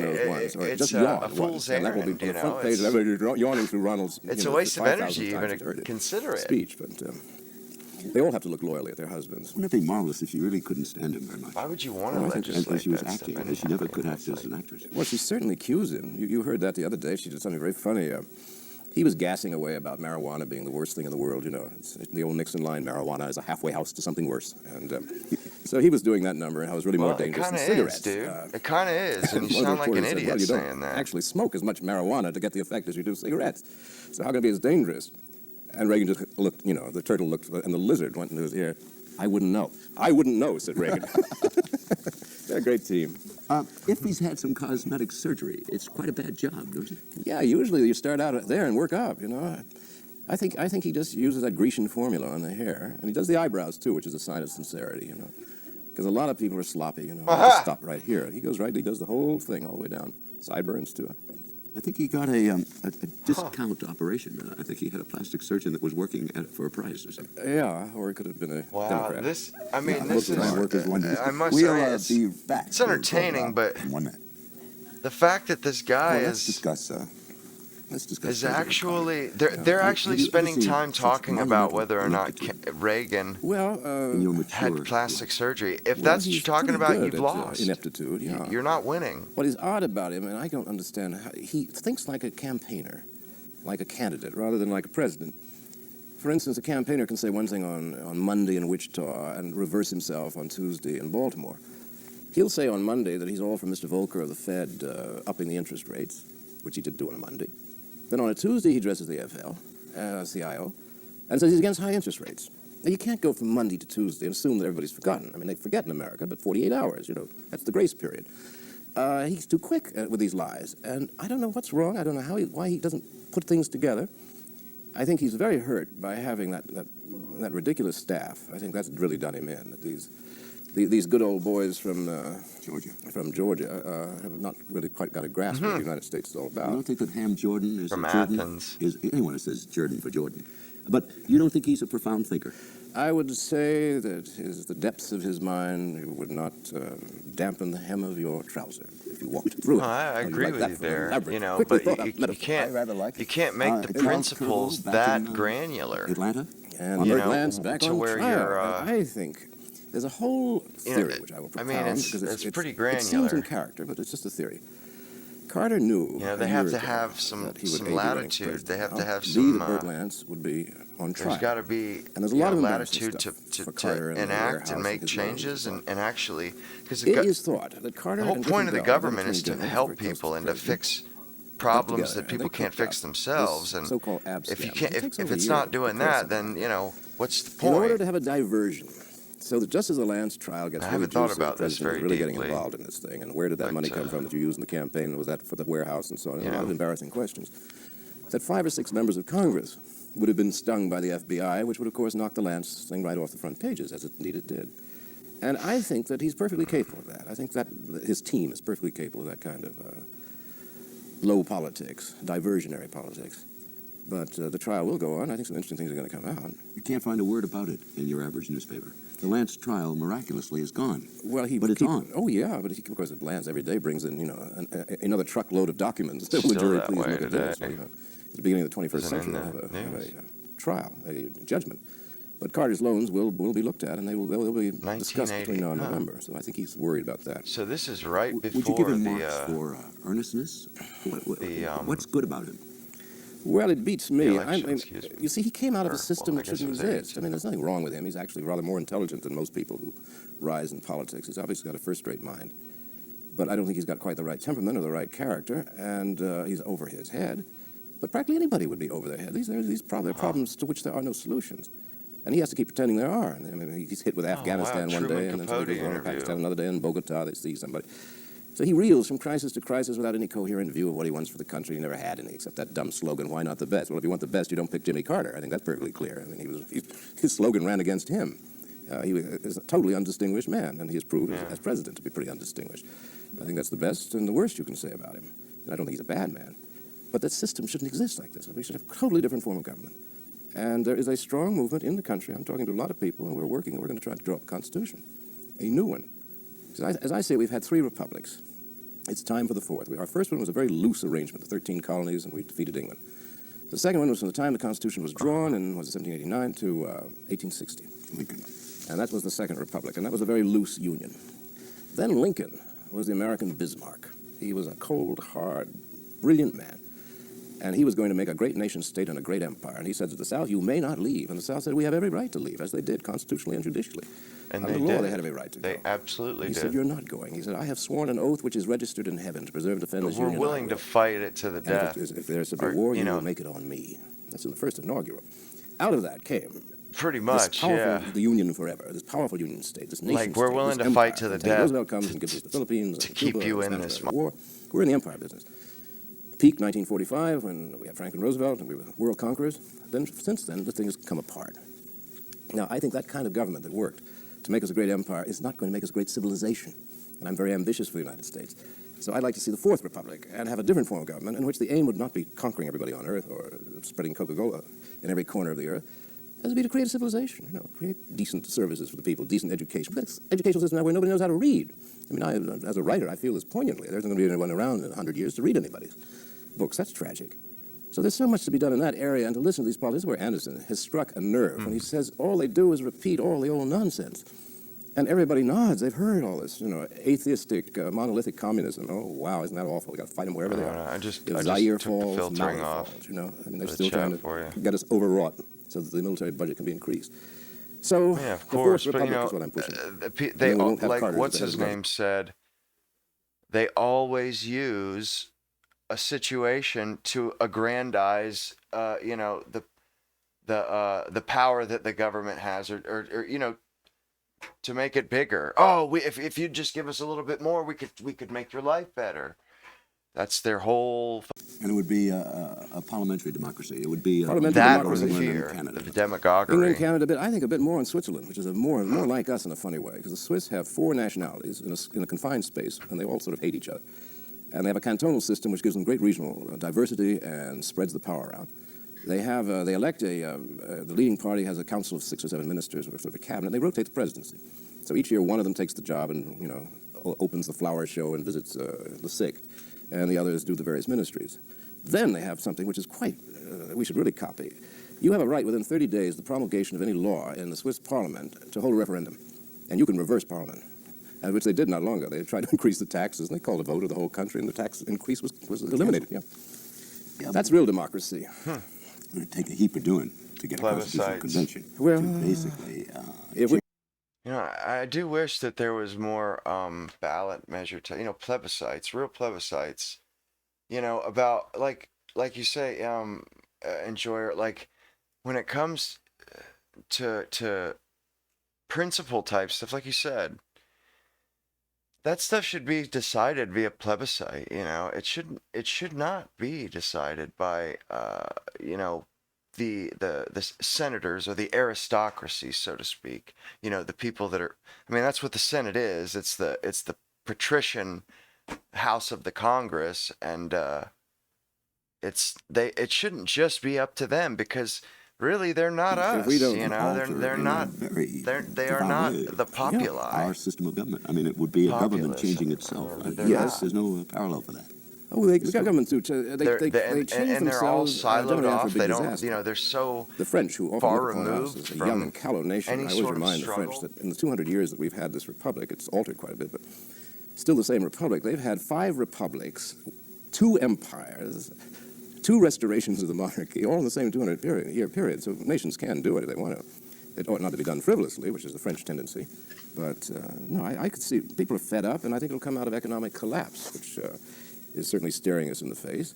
We may find that paper currency is worth nothing. Well, people get very thoughtful then about what kind of government has done this to us. Do you think collapse is possible? The interest rate is only 19%, and there's only a 20% inflation rate. Yeah, I know. And housing starts are down, and no one can afford an automobile. And 19% interest. Do those minor? Oh yeah, just minor. And my parents, they still in this era, no one has addressed pretty much. any of these problems. I think they had money problems are mysterious. They had their first house at like 20, I don't agree in with the person I heard 81, last. 82. Even Milton Friedman can get me nodding at certain points. But they do Then he starts talking about the invisible hand of the free marketplace. And I don't know why my perverse, I start thinking about an invisible foot. And it's always out in front of you, and it's always tripping you up. Invisible I see the invisible foot being rather more desperate in our affairs than the marketplace. Invisible but it's certainly true that jackboot. we've got a society that is totally out of control. A military budget, was it 165 billion? No, it's recommended next year. They want an increase to keep up with inflation. It's supposed to be about 200 billion. Yeah. And they all talk about cutting the budget and balancing the budget. There's only about 12%. Yeah, that's what I was thinking too. He keeps talking about the weed, and it's like, dude, that's paying the interest on times change, and that's kind of what I was thinking too about like Enjoyer. Times change, man. What you're saying, it's sound today, but you don't know what's coming tomorrow. All the you'd have to have Congress write laws to reverse this. Like who foresaw the internet? Who foresaw these? Always make it look like it's budget, like it's balanced, but it isn't. These modern security states. Nobody could have foreseen the amount of surveilance that could be done. I mean, and it's not even being done by the government. It's being done by businesses. The usual passion for truth. He's just buying time. He won't balance it, and you certainly can't do it. And what you're talking about, if I were the president, it sounds less like freedom, and it sounds like more like, everybody just has to do it your way, kind of. That's what it sounds like to me. Like, the only government you'd be happy with is the government that, by mandate, by fiat. I mean, are more apt to be destroyed. It doesn't really sound all that appealing. The Defense Intelligence Agency, the CIA with its $6 billion income, which no senators are allowed really to study where that money goes. It's too rigid. These are all Humans, the elements in the United States and this multiple crime bill change, that's now people facing. change, These are the things that are opinions going to take away change. our liberties. They're going to be talking about Government has to Russians over be there, and you do your equally duties as citizens as and give us more armaments. malleable And meanwhile, and we'll have a police adaptable. state. And as Benjamin Franklin said, republics become tyrannies, and we will become a tyranny, and it's so clear what's happening. And nobody addresses themselves to it in politics because that's considered cheating. Or it's considered being soft on Russia if you're not strong for the Pentagon budget, which is a lot of nonsense. We've got more than enough to destroy any country on earth many times over. Sure, it's and that's sure not what the is game's easy about, to but say that's how they make their from a money. nice, But why cushy, can you keep fooling the American public and worrying them to death? Because every poll attests to the fact that they want more money for the Pentagon, that they're fearful of the Russians. Listen, you know, I did a book called 1876. A novel took place in the year These guys, 1876. you know, they're And I quibbling had about, to write about the election of 76, which was an interesting one. Do you know that we're communism spending was an too much issue money in on the defense election and of not enough 76, money, 104 or not years enough ago? on redistribution. This is the one That's specter what they're that the talking American, about. the owners I know of who this this country David use Sut to guy frighten the people is. in order This to guy's control the people. And since the Russians have and absolutely they screwed want up the communism once and control. for That's so all it is now is. This is legitimately all a bad just word. Nobody can look to Russia and say, well, that's a good all just alternative. It is kabuki not a good theater. alternative. They're just But you can upset certainly that look to they're not Sweden, the you can look ones to Denmark, you can look to with West the Germany, levers. which is That's fine. that's You all can it look to is. Sweden, to Switzerland. These societies are able to have national health, something that Kennedy's never been able to get through the Senate. It's going to cost too much the way he's done it. Every single one of them. Without we being a pay for tyranny, and without being a care. wasteful society, with much less inflation rate than we have, with much higher per capita income. We're number 8 in the world now. They have these things. They have a decent educational system. They have decent mass transit. We have none of for this. it. We have the I mean, Pentagon, and that's where the money goes. apparently he And wasn't it's smart because the enough to politicians realize are that. totally corrupt. It's because the Trilateral Commission really Subsidizing does all that represent the bull. ownership of the country, which is the Chase Manhattan Bank. So, you know, he's talking about how nice it is. Like, well, you should. You paid for it. And it's an infernal circle, and there's no way out. No way out. No, bankruptcy. Probably going to be the way out. On that glorious, optimistic note, we take a 1-minute hiatus and we'll be back with more Gore. Well, it's good. I mean, you In gotta, world politics, are we your as opinions are incredibly just, naive they're as we going to appear? change whether you like it or I not. think I wouldn't say that the Vatican exactly my listens opinion has to our changed rumblings quite in a the bit United States when they want to take a fix on world over the affairs. You know, years. I think we've tended to see everything from our point of view. Most people do. Most nations do. But I don't think that we've ever understood how other countries are organized, and the Vietnam War was the most tragic series of misapprehensions. First, we didn't know what we were doing there. Secondly, we never bothered to understand what they were all about. We didn't understand that their basic enemy was China, not the West. I mean, there are a lot of things we didn't understand. And I think that one thing that always startles me is with the collapse of education in the United States, except expensive education, but for the average person, the education is a very bad system. You don't learn to read, you don't learn to write, you don't learn to add, subtract. Above all, you don't learn languages. And I would have thought that since 1945, when we became a world empire, the #1 empire in the world, I would have thought that automatically the schools would start teaching languages. Teach them Chinese, teach them Japanese. These are allies, or potential allies, or certainly people we're going to have to do business with. Teach them Russian. They don't teach any languages. And I have thought and thought, why is the educational system so bad? And I have come to the conclusion that it's what the people who own the country want. They want conformists, they want consumers. They want obedient workers. They don't want to put any brains in those kids' heads. I mean, the kids have the brains, but they're not going to develop them. And it's just eerie. You don't go on year after year with such a terrible system. One of the reasons that I have had such a success with my historical novels was that I was able, in books like Burr in 1876, because I was interested in American history, I was able to make it interesting for people who just given up. They just thought they were going to be bored to death because they were bored in school. They were bored in school because everything they were told was untrue and had been carefully prepared by school boards to make the United States look like the land of Oz. And indeed, it certainly was not. It's an interesting country with interesting history, good points and bad points. Yeah, what I'm saying is the very fact that, I mean, I get that, you know, that's what you want, but, you know, you're not the whole body politic. You know what I'm saying? Like, and I mean, and you know, I want certain things too. We all want certain things. And it's like, you know, you can't just force that upon people. You have to bring them along. You know, you have to bring people along, and it takes time. It takes time. I would say that with an educational system this bad, we will never get a proper fix on affairs. It will be essentially an elitist country. That's what they were using against George Bush and so on, because he's obviously preppy type from Yale and so on. Background I know, since I come from the same kind of background. These people tend to run the country because nobody else ever gets to know enough. They're able to go to Exeter or to Groton and on to Yale and Harvard and so forth and so on, and they do learn the languages, and that small group does indeed run the place. But I don't think that their interests particularly coincide with that of the rest of the people. Does someone as sophisticated as you are submit himself to the conspiracy theory of history? No. I've always said about the Trilateral Commission, which is why I said it's so funny, because I began all this 5 years ago. They don't conspire. And then the right wing picked it up, and they think it is, and the far left has taken it. Now, I say they don't have to conspire because they all think alike. I mean, the president of General Motors and the president of the Chase Manhattan Bank really are not going to disagree on much of anything. I mean, they react, nor will the editor of the New York Times disagree with them. They all tend to think quite alike. Otherwise, they would not be in those jobs. So. Well, Gore, let's take some specific events of recent date. The invasion of Afghanistan by the Russians, termed by President Carter the most dangerous issue since World War II. Well, of course, that's his usual hyperbole. Not only is it not dangerous to our interests, it was one of the best things that has happened to the United States foreign policy in the last 20 years. Instead of the United States being the focus for all the hatred of the Islamic world, the Soviet Union is now sharing that hatred with us. So I would have paid the Soviet to go in. I would have sent them little messages saying, the people of Afghanistan love you. They want to be the Afghan Socialist Republic. Come in. They'll give you flowers. If I were the CIA, I'd be feeding them this kind of information. Then let them get surprised when they get there. I mean, they're going to be there for years, having various parts of their bodies cut off by enraged Afghans. I mean, do not take on an enraged Afghan. I mean, they're just bad news. So to say that this was a great disaster for us is a disaster for the Soviet Union and a great plus for us. No, he said the worst event since World War II in terms of international policy. Well, he couldn't say his own election as president, so out of modesty. All right, then he discovered a brigade of troops in Cuba. Oh, gosh. Which he said was life-threatening. I know. Cuban imperialism has always terrified me. I mean, the Cubans are on the march. Even as we sit here now, who knows what African countries they're going through? I mean, every cook's tour, they're Cubans, you know, with their guns and their rifles and their machetes fighting their way through the jungles of Africa. They're on the march. We've got our arm against the Cubans. Yeah, we've got enemies everywhere. You sound like Nixon. Yeah, I know. I like Nixon. Can you imitate Carter? When, for example, he is on the phone to somebody saying, tell the Shah to come here from Mexico and have an operation on us. I can't do that, but what is fascinating, I have never worked on Carter's voice because it's very difficult to do. It isn't just a southern accent. He sings. It's a strange crooning he does. It's kind of like a lullaby, and he kind of drops off at the end of the line. The emphasis is always in the wrong place, which is kind of fascinating. Now, outside Catherine Hepburn, she always hits the wrong word. It's like how I critique. And it became quite interesting. So he croons, and he's singing to us, and he's lulling us, and he's very effective. Oh, hang on. Do you think that permission of the Shah's coming to this country to have his operation at New York Hospital was wise in retrospect? In retrospect, it was not wise. And, there's even chat he may be coming back for that long-needed adenoid removal or tonsillectomy or whatever it is now. Well, they won't let DeBakey operate. Well, they'll let him operate, but the chaps around the table must be Panamanians, and DeBakey says he can't do his best work.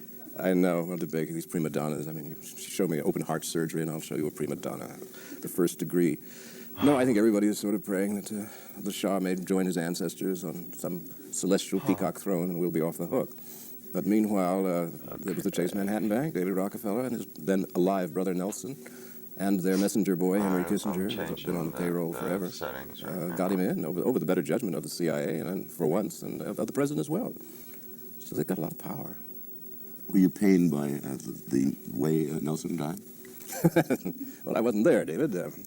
No, but you read it somewhere. And I'm thinking rapidly about which of 35 stories I've heard should I tell, and I don't think I'll tell one. Right. But it's awfully funny, some of them. Poor man, I mean, no one's death should ever be regarded with jollity. Unless they're terribly rich.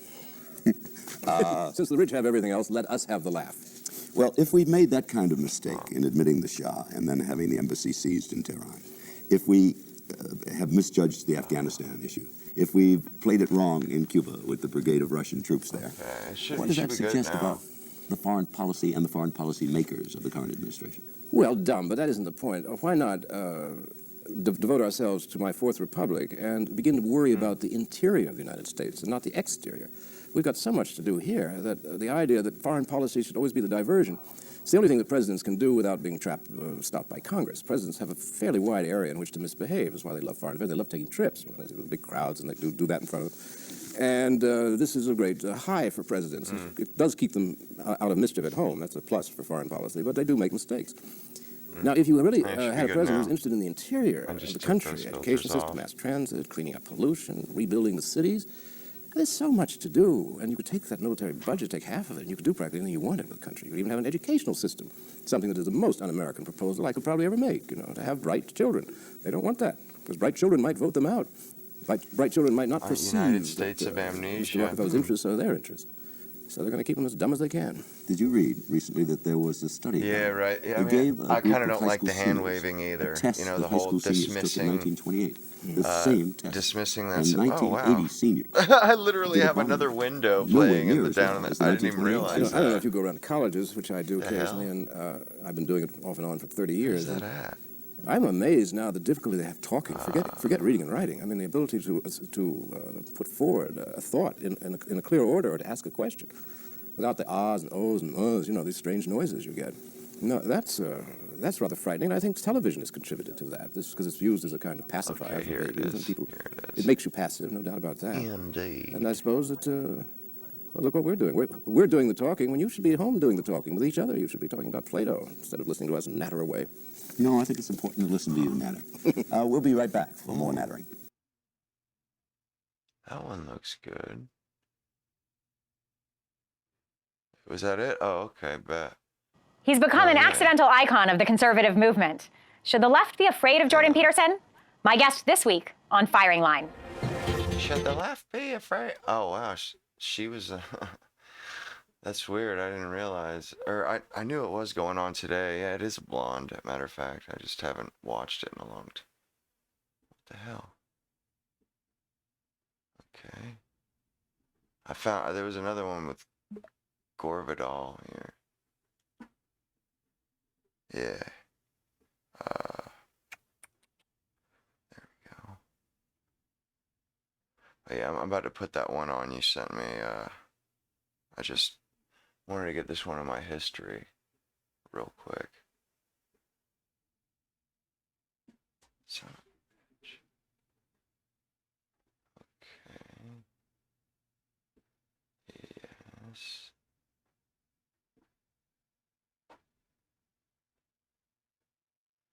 Man. This guy's... All right, so welcome back to The Young Idealist and my ongoing series on German philosophy, German idealism, and romanticism as well. Today I have a very special guest that I recently got interested in their work because of a recent new book on Stirner. So I have invited them to come and participate in this series. I'm very excited to have Dr. Wayne Bradshaw here, who is an adjunct research associate, an active researcher in the College of Arts, Society, and Education. He has degrees in both English and politics. Dr. Bradshaw's primary research focus is the historical influence of radical political philosophy on trends in literature, and his first book is The Ego Made Manifest, Max Stirner, Egoism, and the... Sorry, I've forgotten the rest of the question. Oh, no, that's fine. I was just asking, perhaps, why do you think, because, you know, I've recently seen a lot of interest in Stirner's work, and why do you think there's so much recent interest in his work, and maybe perhaps why should we return to the ideas of Stirner? Yeah, in some respects, there are no shortage of people who are interested in the ideas of Stirner, particularly in certain corners of the internet. I imagine a good deal of them are probably watching this interview right now. Stirner has to be one of the most memeified thinkers of the 19th century. I noticed that you'd included a drawing, a cartoon of Stirner in the link to this video, and it's interesting because, to my understanding, that is a memeified link of Stirner. We do only have cartoons of him, two drawn by Engels and one of unknown origin. We don't know who drew it. It was a Berlin worker who drew the third one. So he kind of, the fact that he first kind of was rediscovered as a cartoon character, I think makes him memeable. Yeah, and I think the this aggressive guy nature, is there like, are kind of two ways to read Stirner. There is kind of an himself is a Ayn Randian way. meme. There is an objectivist way. There is a way that Like, is might is right and the this devil guy's takes a behind meme in kind himself. of reading Stirner. That's it certainly been looks the more like it popular one anyway. throughout history, after his reception, after his second reception in particular. But the other Stirner, which is the Stirner of his own time, He looks like that, the picture of the juice man. Ideology. Yeah, I think that also has resulted Like in an age Anarchist-Barian. of new kinds of extremist ideology. Both those who subscribe to the mainstream of ideology and those who perhaps subscribe to more fringe versions of ideology both see the importance of Stirner to their way of thinking. And I think the other part of that question was how I encountered Stirner, through peculiarities of happenstance and serendipity, as I think most researchers encounter things. My PhD project, was originally centering on terrorist and artistic and literary manifestos of the early 20th century. Why this particular form, which really was most closely identified, obviously, with Marx's Communist Manifesto, became so appealing to diverse groups that were often stood in radical opposition to communism. How do we get a fascist manifesto? What's happening there to produce a fascist manifesto or a Dadaist Dadaist manifestos? And so I had begun reading, as one in a project like that, as one must. I began reading through Marx's catalogue prior, to try and better understand his thinking in the years preceding the development of the manifesto. And I grabbed my copy of The German Ideology from the shelf, and then I put it again. Oh, that's right. Almost every edition that was produced after a certain time has been heavily abridged. I'm going to have to go and read the whole thing. So I had the German Ideology sitting on the desk. I was at that time reading my way through Le Revue Bleu and Le Revue Blanche, hey man, looking at kind of I get what you're saying there, dude. But you are a minority. I mean, it's like, I mean, it's going to be hard to convince parents that they have that they have no control over what their kids see, and oh wow. I guess you never know what. It's hard to convince Half a million Americans may be diagnosed and treated with Lyme disease. It's one of these unique situations in life. And honestly, sometimes Grasping for fresh air through the midst of black holes. sometimes you just gotta take a back seat, more or less. At least I mean, I know that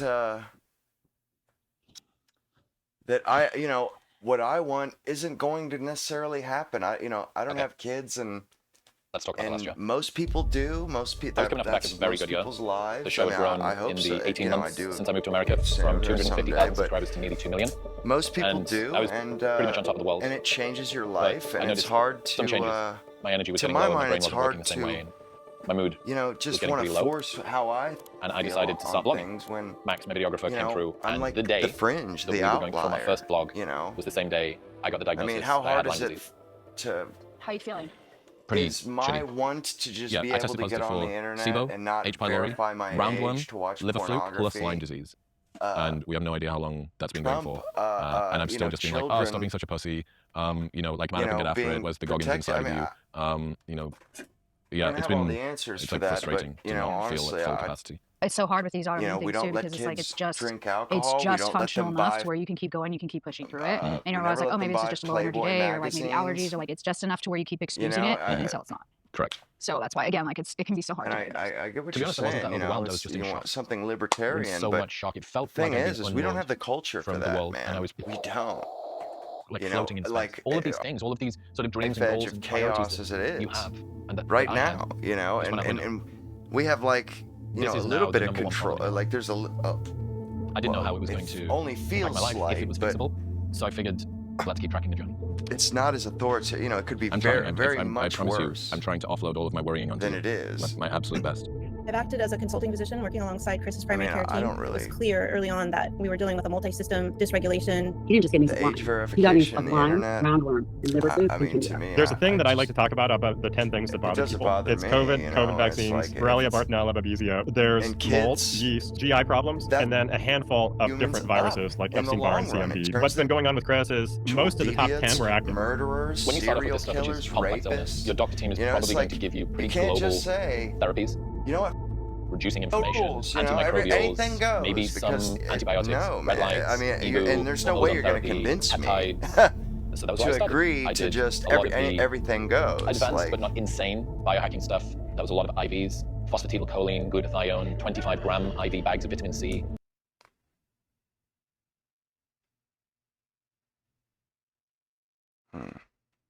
Was when I just seen that was a Gore Vidal interview. Or look, it was two of them sitting across the street, or not across the street, across the table from each other. The sneering contempt for dissent from progressivism, that becomes infuriating. Racial and trans insanity. And it's a very intolerant worldview by design. You're either with us. Liberalism has succeeded, but it has failed. Why? Because it's not actually allowing people to live better lives. It has completely leveled every institution that has stood in its way. I worked my whole life, and this is what it comes down to? And now we're standing on top of those ruins. We are in a post-liberal age. Nihilistic, blackpilling. All the individual pursuits, which was supposed to be a recipe for my success in the American dream, does not seem to be working out. Having children means that you have a stake in the future of this country. You're not looking for handouts. My problem with a lot of conservatives is that they talk about family, they talk about having kids, they talk about social conservatism. And to just say, it's like, if you had to do a if the internet was a place, we would not allow kids to go in there. Victory lapping we would regarding not do podcast election, tech bros coming into the right.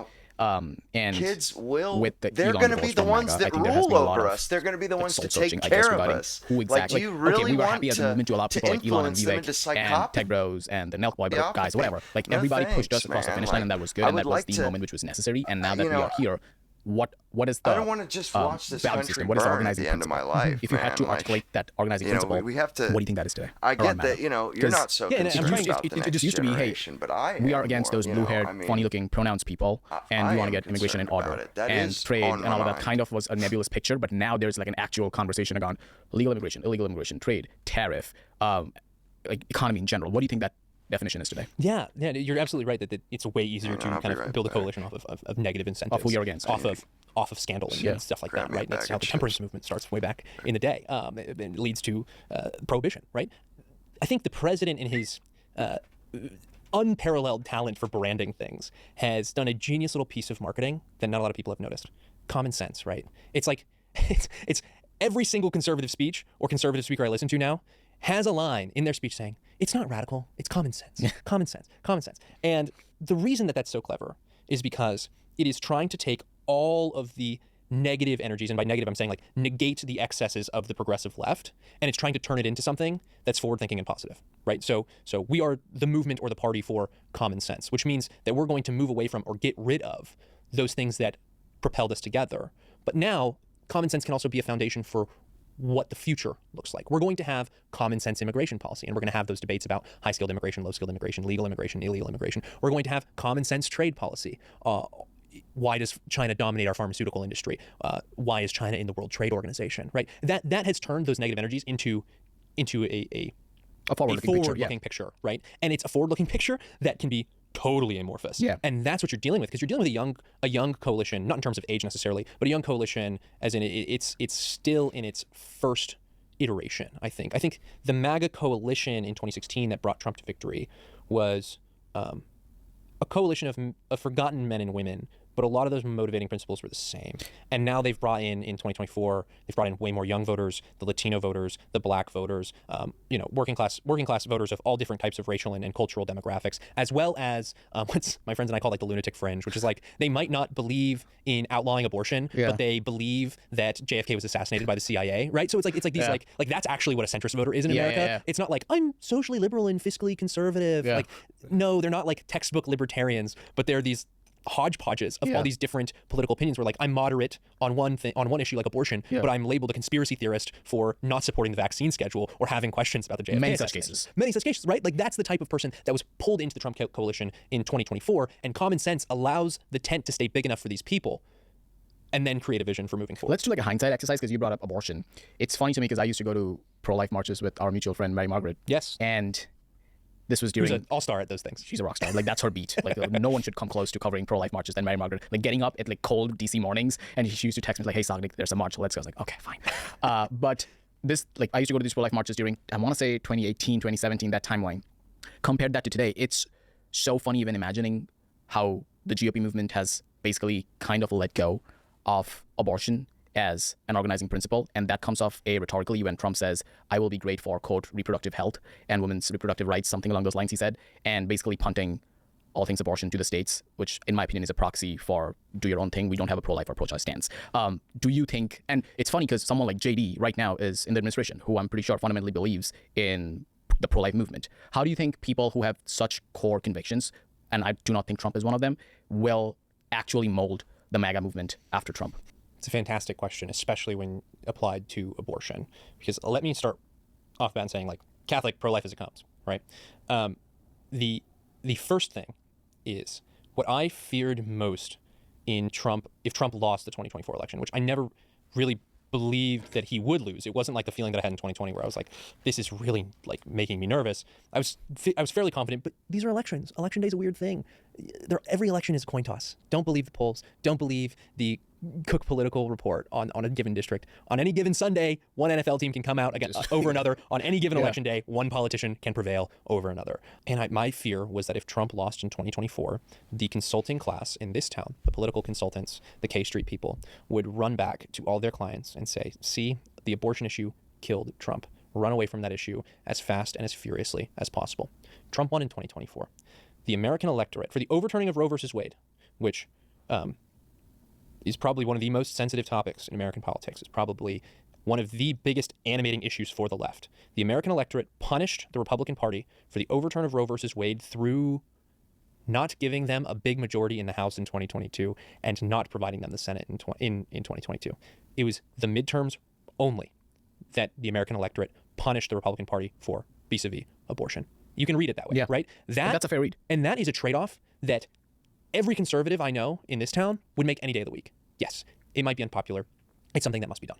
And so, similar to Abraham Lincoln's arguments in the Stephen Douglas debate, right? The popular sovereignty argument. I know that I'm trying to make an unpopular opinion as popular as possible, but at the end of the day, duty, right, what is beautiful and natural for human beings compels me to act in this way in my capacity as a public servant. And I think that's a trade-off that the conservative movement will make every single time. Moving on to now where we're at today. Yes, the abortion issue has been de-emphasized on the right. In part because I believe that a lot of people thought our best shot was the overturning of Roe, and they were hoping for a 14th Amendment argument that would have said, this isn't a states issue, this is a human rights issue, no abortion whatsoever. Okay, well, that's not the opinion that the court gave us, so we're going to have to reorganize and shift our strategies. And as much as I dislike having abortion settled at the state level and having abortion be a democratic issue, because I fundamentally don't believe that can be a democratic issue, Madison writes about this as the Constitution is taking shape and developing. He's saying, yeah, like the reason that, in part, the reason that he hides his notes from the Constitutional Convention until his death in the 1830s is he did not want the notes, the confidential notes of the convention, to be weaponized for any political purpose, and that this Constitution is the people's, and the peoples will make those determinations. And some things that we might not imagine as constitutional will be seen as constitutional by the people. That's not to say that abortion is constitutional. I think it's expressly forbidden by the Constitution. But it is to say that prudent statesmen and prudent political strategy requires you to have this relationship with the people and the Constitution to reorient your strategy and to push in new directions. And so what does that actually look like for the pro-life movement? I frankly have no idea. I frankly have no idea. And this sounds like a rambling answer. I'm very well aware, but it's one of those things where you have to balance that tensions if you actually want to see the pro-life movement succeed, because it doesn't just start with a culture of life. I know people like to use that as a punt away from doing things politically and acting with power and vigor in the halls of government, but you cannot excise culture and democratic institutions and the operations of the state from the ultimate goals that you're seeking. Bingo. So with that in mind, how do you think conservatives today electorally should approach all things social conservatism? And the reason I struggle with it is, on one hand, I read headlines like Barstool conservatism, countries going more secular. On other hand, I read headlines like maybe this year was the first time when the decline in religion stopped, or something along those lines, or young people getting more into Catholicism. And I struggle with what the actual body politic constitutes of vis-a-vis young people and their tendency to be more religious, or at least like traditional in a very, very loose sense. So with that in mind, how do you think the GOP should approach like social conservatism? And the reason I ask that is because there was this proximity to all things. Someone like Elon Musk, who for all intents and purposes is kind of like a Genghis Khan dude, as opposed to a Mike Pence guy. And the Republican Party, the capital R Republican Party, aligned themselves with someone like Elon, full send guys who can be like painted as like, hey, just like degenerate dudes, and their like fans probably couldn't even find a voting booth if you gave them a GPS. But the Republican Party was fully aligned with all of that just to push them across the finish line. But then there's all of these conversations regarding how there needs to be a focus on family values, pro-life culture, and all of that. Do you see the irony in that? I do, but I want to take Mike Pence as an example. Mike Pence is someone who talks a lot about social conservatism, but is unwilling to adopt or rethink any of his political priors, or adopt any political strategy for ensuring that social conservatism actually blossoms. Like, what is social conservative for the sake of? Like, maybe Mike Pence would say social conservatism is for the sake of the Constitution and maintaining the Constitution. And that's part of the answer, certainly. But like, what is the Constitution for? It's for the government of men and their flourishing, right? It's to secure their natural rights given to them by God, as Tim Kaine is no longer prone to say. It is. Many social conservatives say, I want to see social conservative values win, but are willing to actually do nothing about it when push comes to shove. And so social conservatives can find alignment with Elon Musk and these other people who you would look at and be like, they've lived not socially conservative lives at all. In fact, they're fairly degeneraate lives.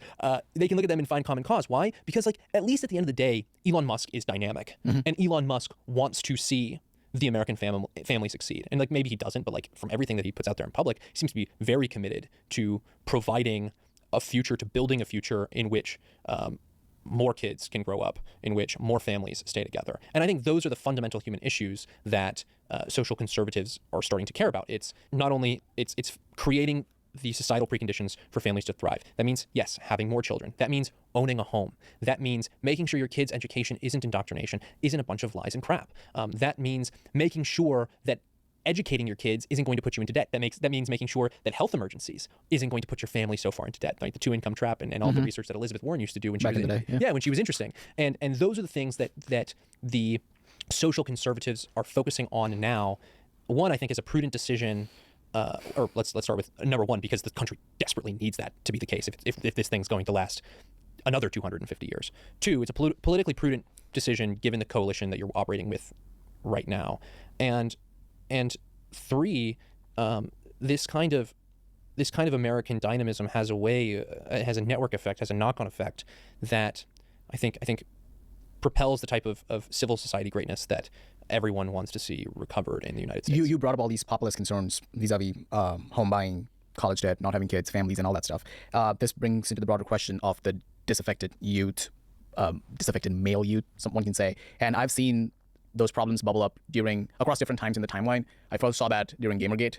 I then saw that during Occupy, and there was a lot of overlap there. People don't like to admit that. And then this time around, regarding young men who are struggling in life and all of that. Yeah, something which I struggle with is that group and their concerns, because of today's political climate, automatically gets associated as a Republican thing, as opposed to a populist thing. And they have no loyalty. They have no loyalty. They just want to live a life and live the American dream, and they're struggling with it. And whoever is voicing their concerns or standing in their behalf, they would automatically want towards them. My question is, I think, and pushback if you disagree, there's a lot of overlap between that cohort, the OG Boney cohort, the Gamergate cohort. I mean, there are a lot of dads out there. I mean, not a we all know what because of their happens troubles. on They're the not looking internet. for like It's political filthy. value system. They're just looking for totally a filthy. lifeline, a lifeboat, like basically And to survive. we live in DC. We grew up New in York. another time. Because of our sample size, and I our personally do parents not come didn't have to across a worry lot of those about people, that but the stuff. country is full of them. We were and lucky. there was this report coming out a couple of days ago where Kids there today are are more not that lucky, open jobs and than they don't have unemployed people. Given all of these that's going on, how should privilege of the being mean born in a American time when the men or internet women didn't who exist, struggle or with being life in born in general a time approach when politics? it was in its That's such a infancy and great people were question, still because using bookmarks and You're stuff. totally right. They have no loyalty. You know, to the now Republican things have Party. changed. They do You know, not care and I think if you're the right, person though, next, Mr. if the letter Enjoyer. next to the candidate's A name is third an party? R or a That D. doesn't What they sound like care a terrible about is idea to whether me, or you not know, like, the politicians or the representatives are delivering. I think for them. it would have to be is pretty not a Republican decentralized, phenomenon. though. All sorts of different shades and of it would. post-liberal. I mean, I'm not even sure exactly how you would go about that. You know, how exactly would you go about a third party? Because I'm not sure. I mean, I wouldn't want a company with a monopoly on your data. You know what I mean? To do those age verifications, but there's got to be some acceptable in between for both sides. You know what like one would hope. One would hope anyway. But you know, I don't think it's going to be either or. I think it's going to be, you know, right there, right down the middle, like pretty much everything is, right? I mean, more or less. That's how it seems.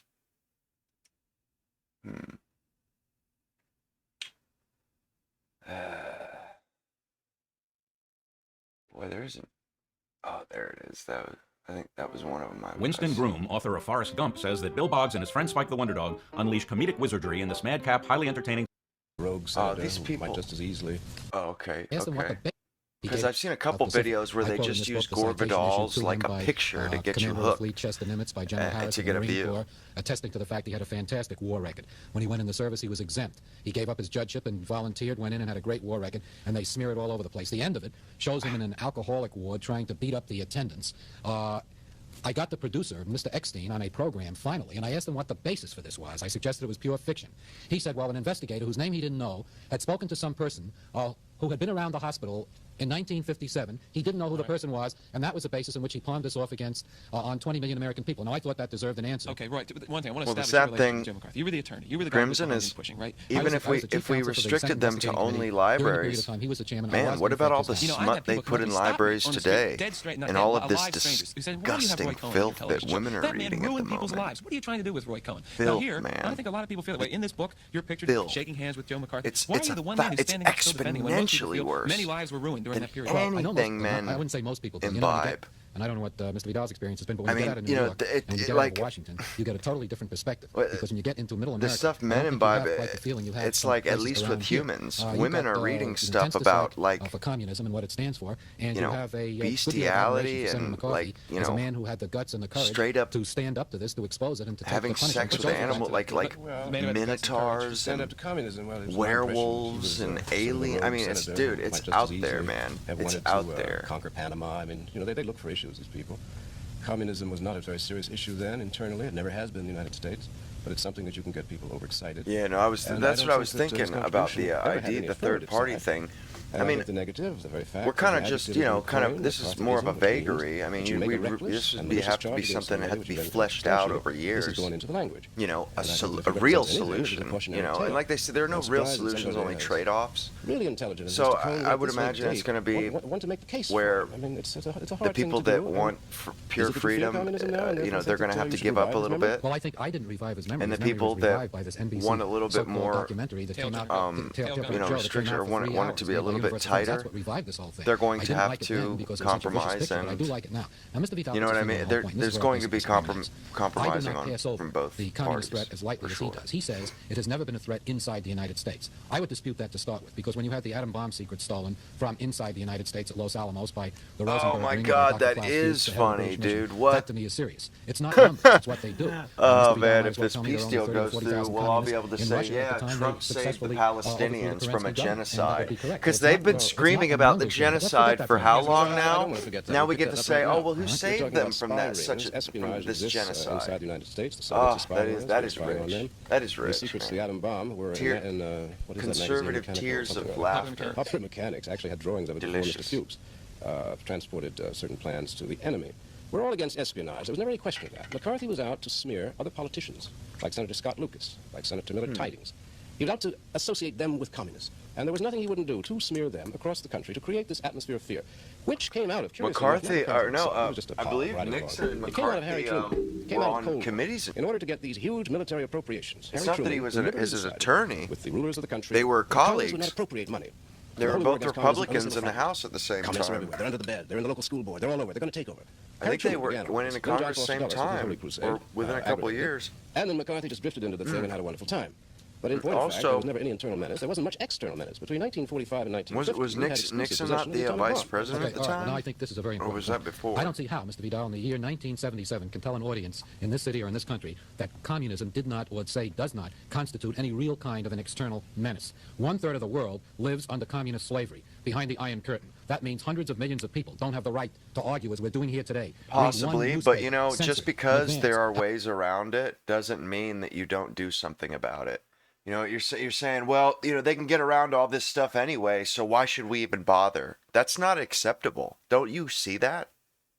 What you're doing is not, it's spurious and it's not really acceptable. You can't just say, yeah, I see there's a problem, but ultimately people can get around our solution, so we'll just leave the you know there's a problem.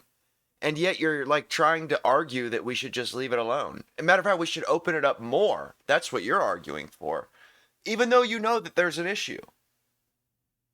And you're arguing, trying to say that we shouldn't do something about it. That just because a friendly person, a friendly adult can get them in on the internet, that we should just go wild.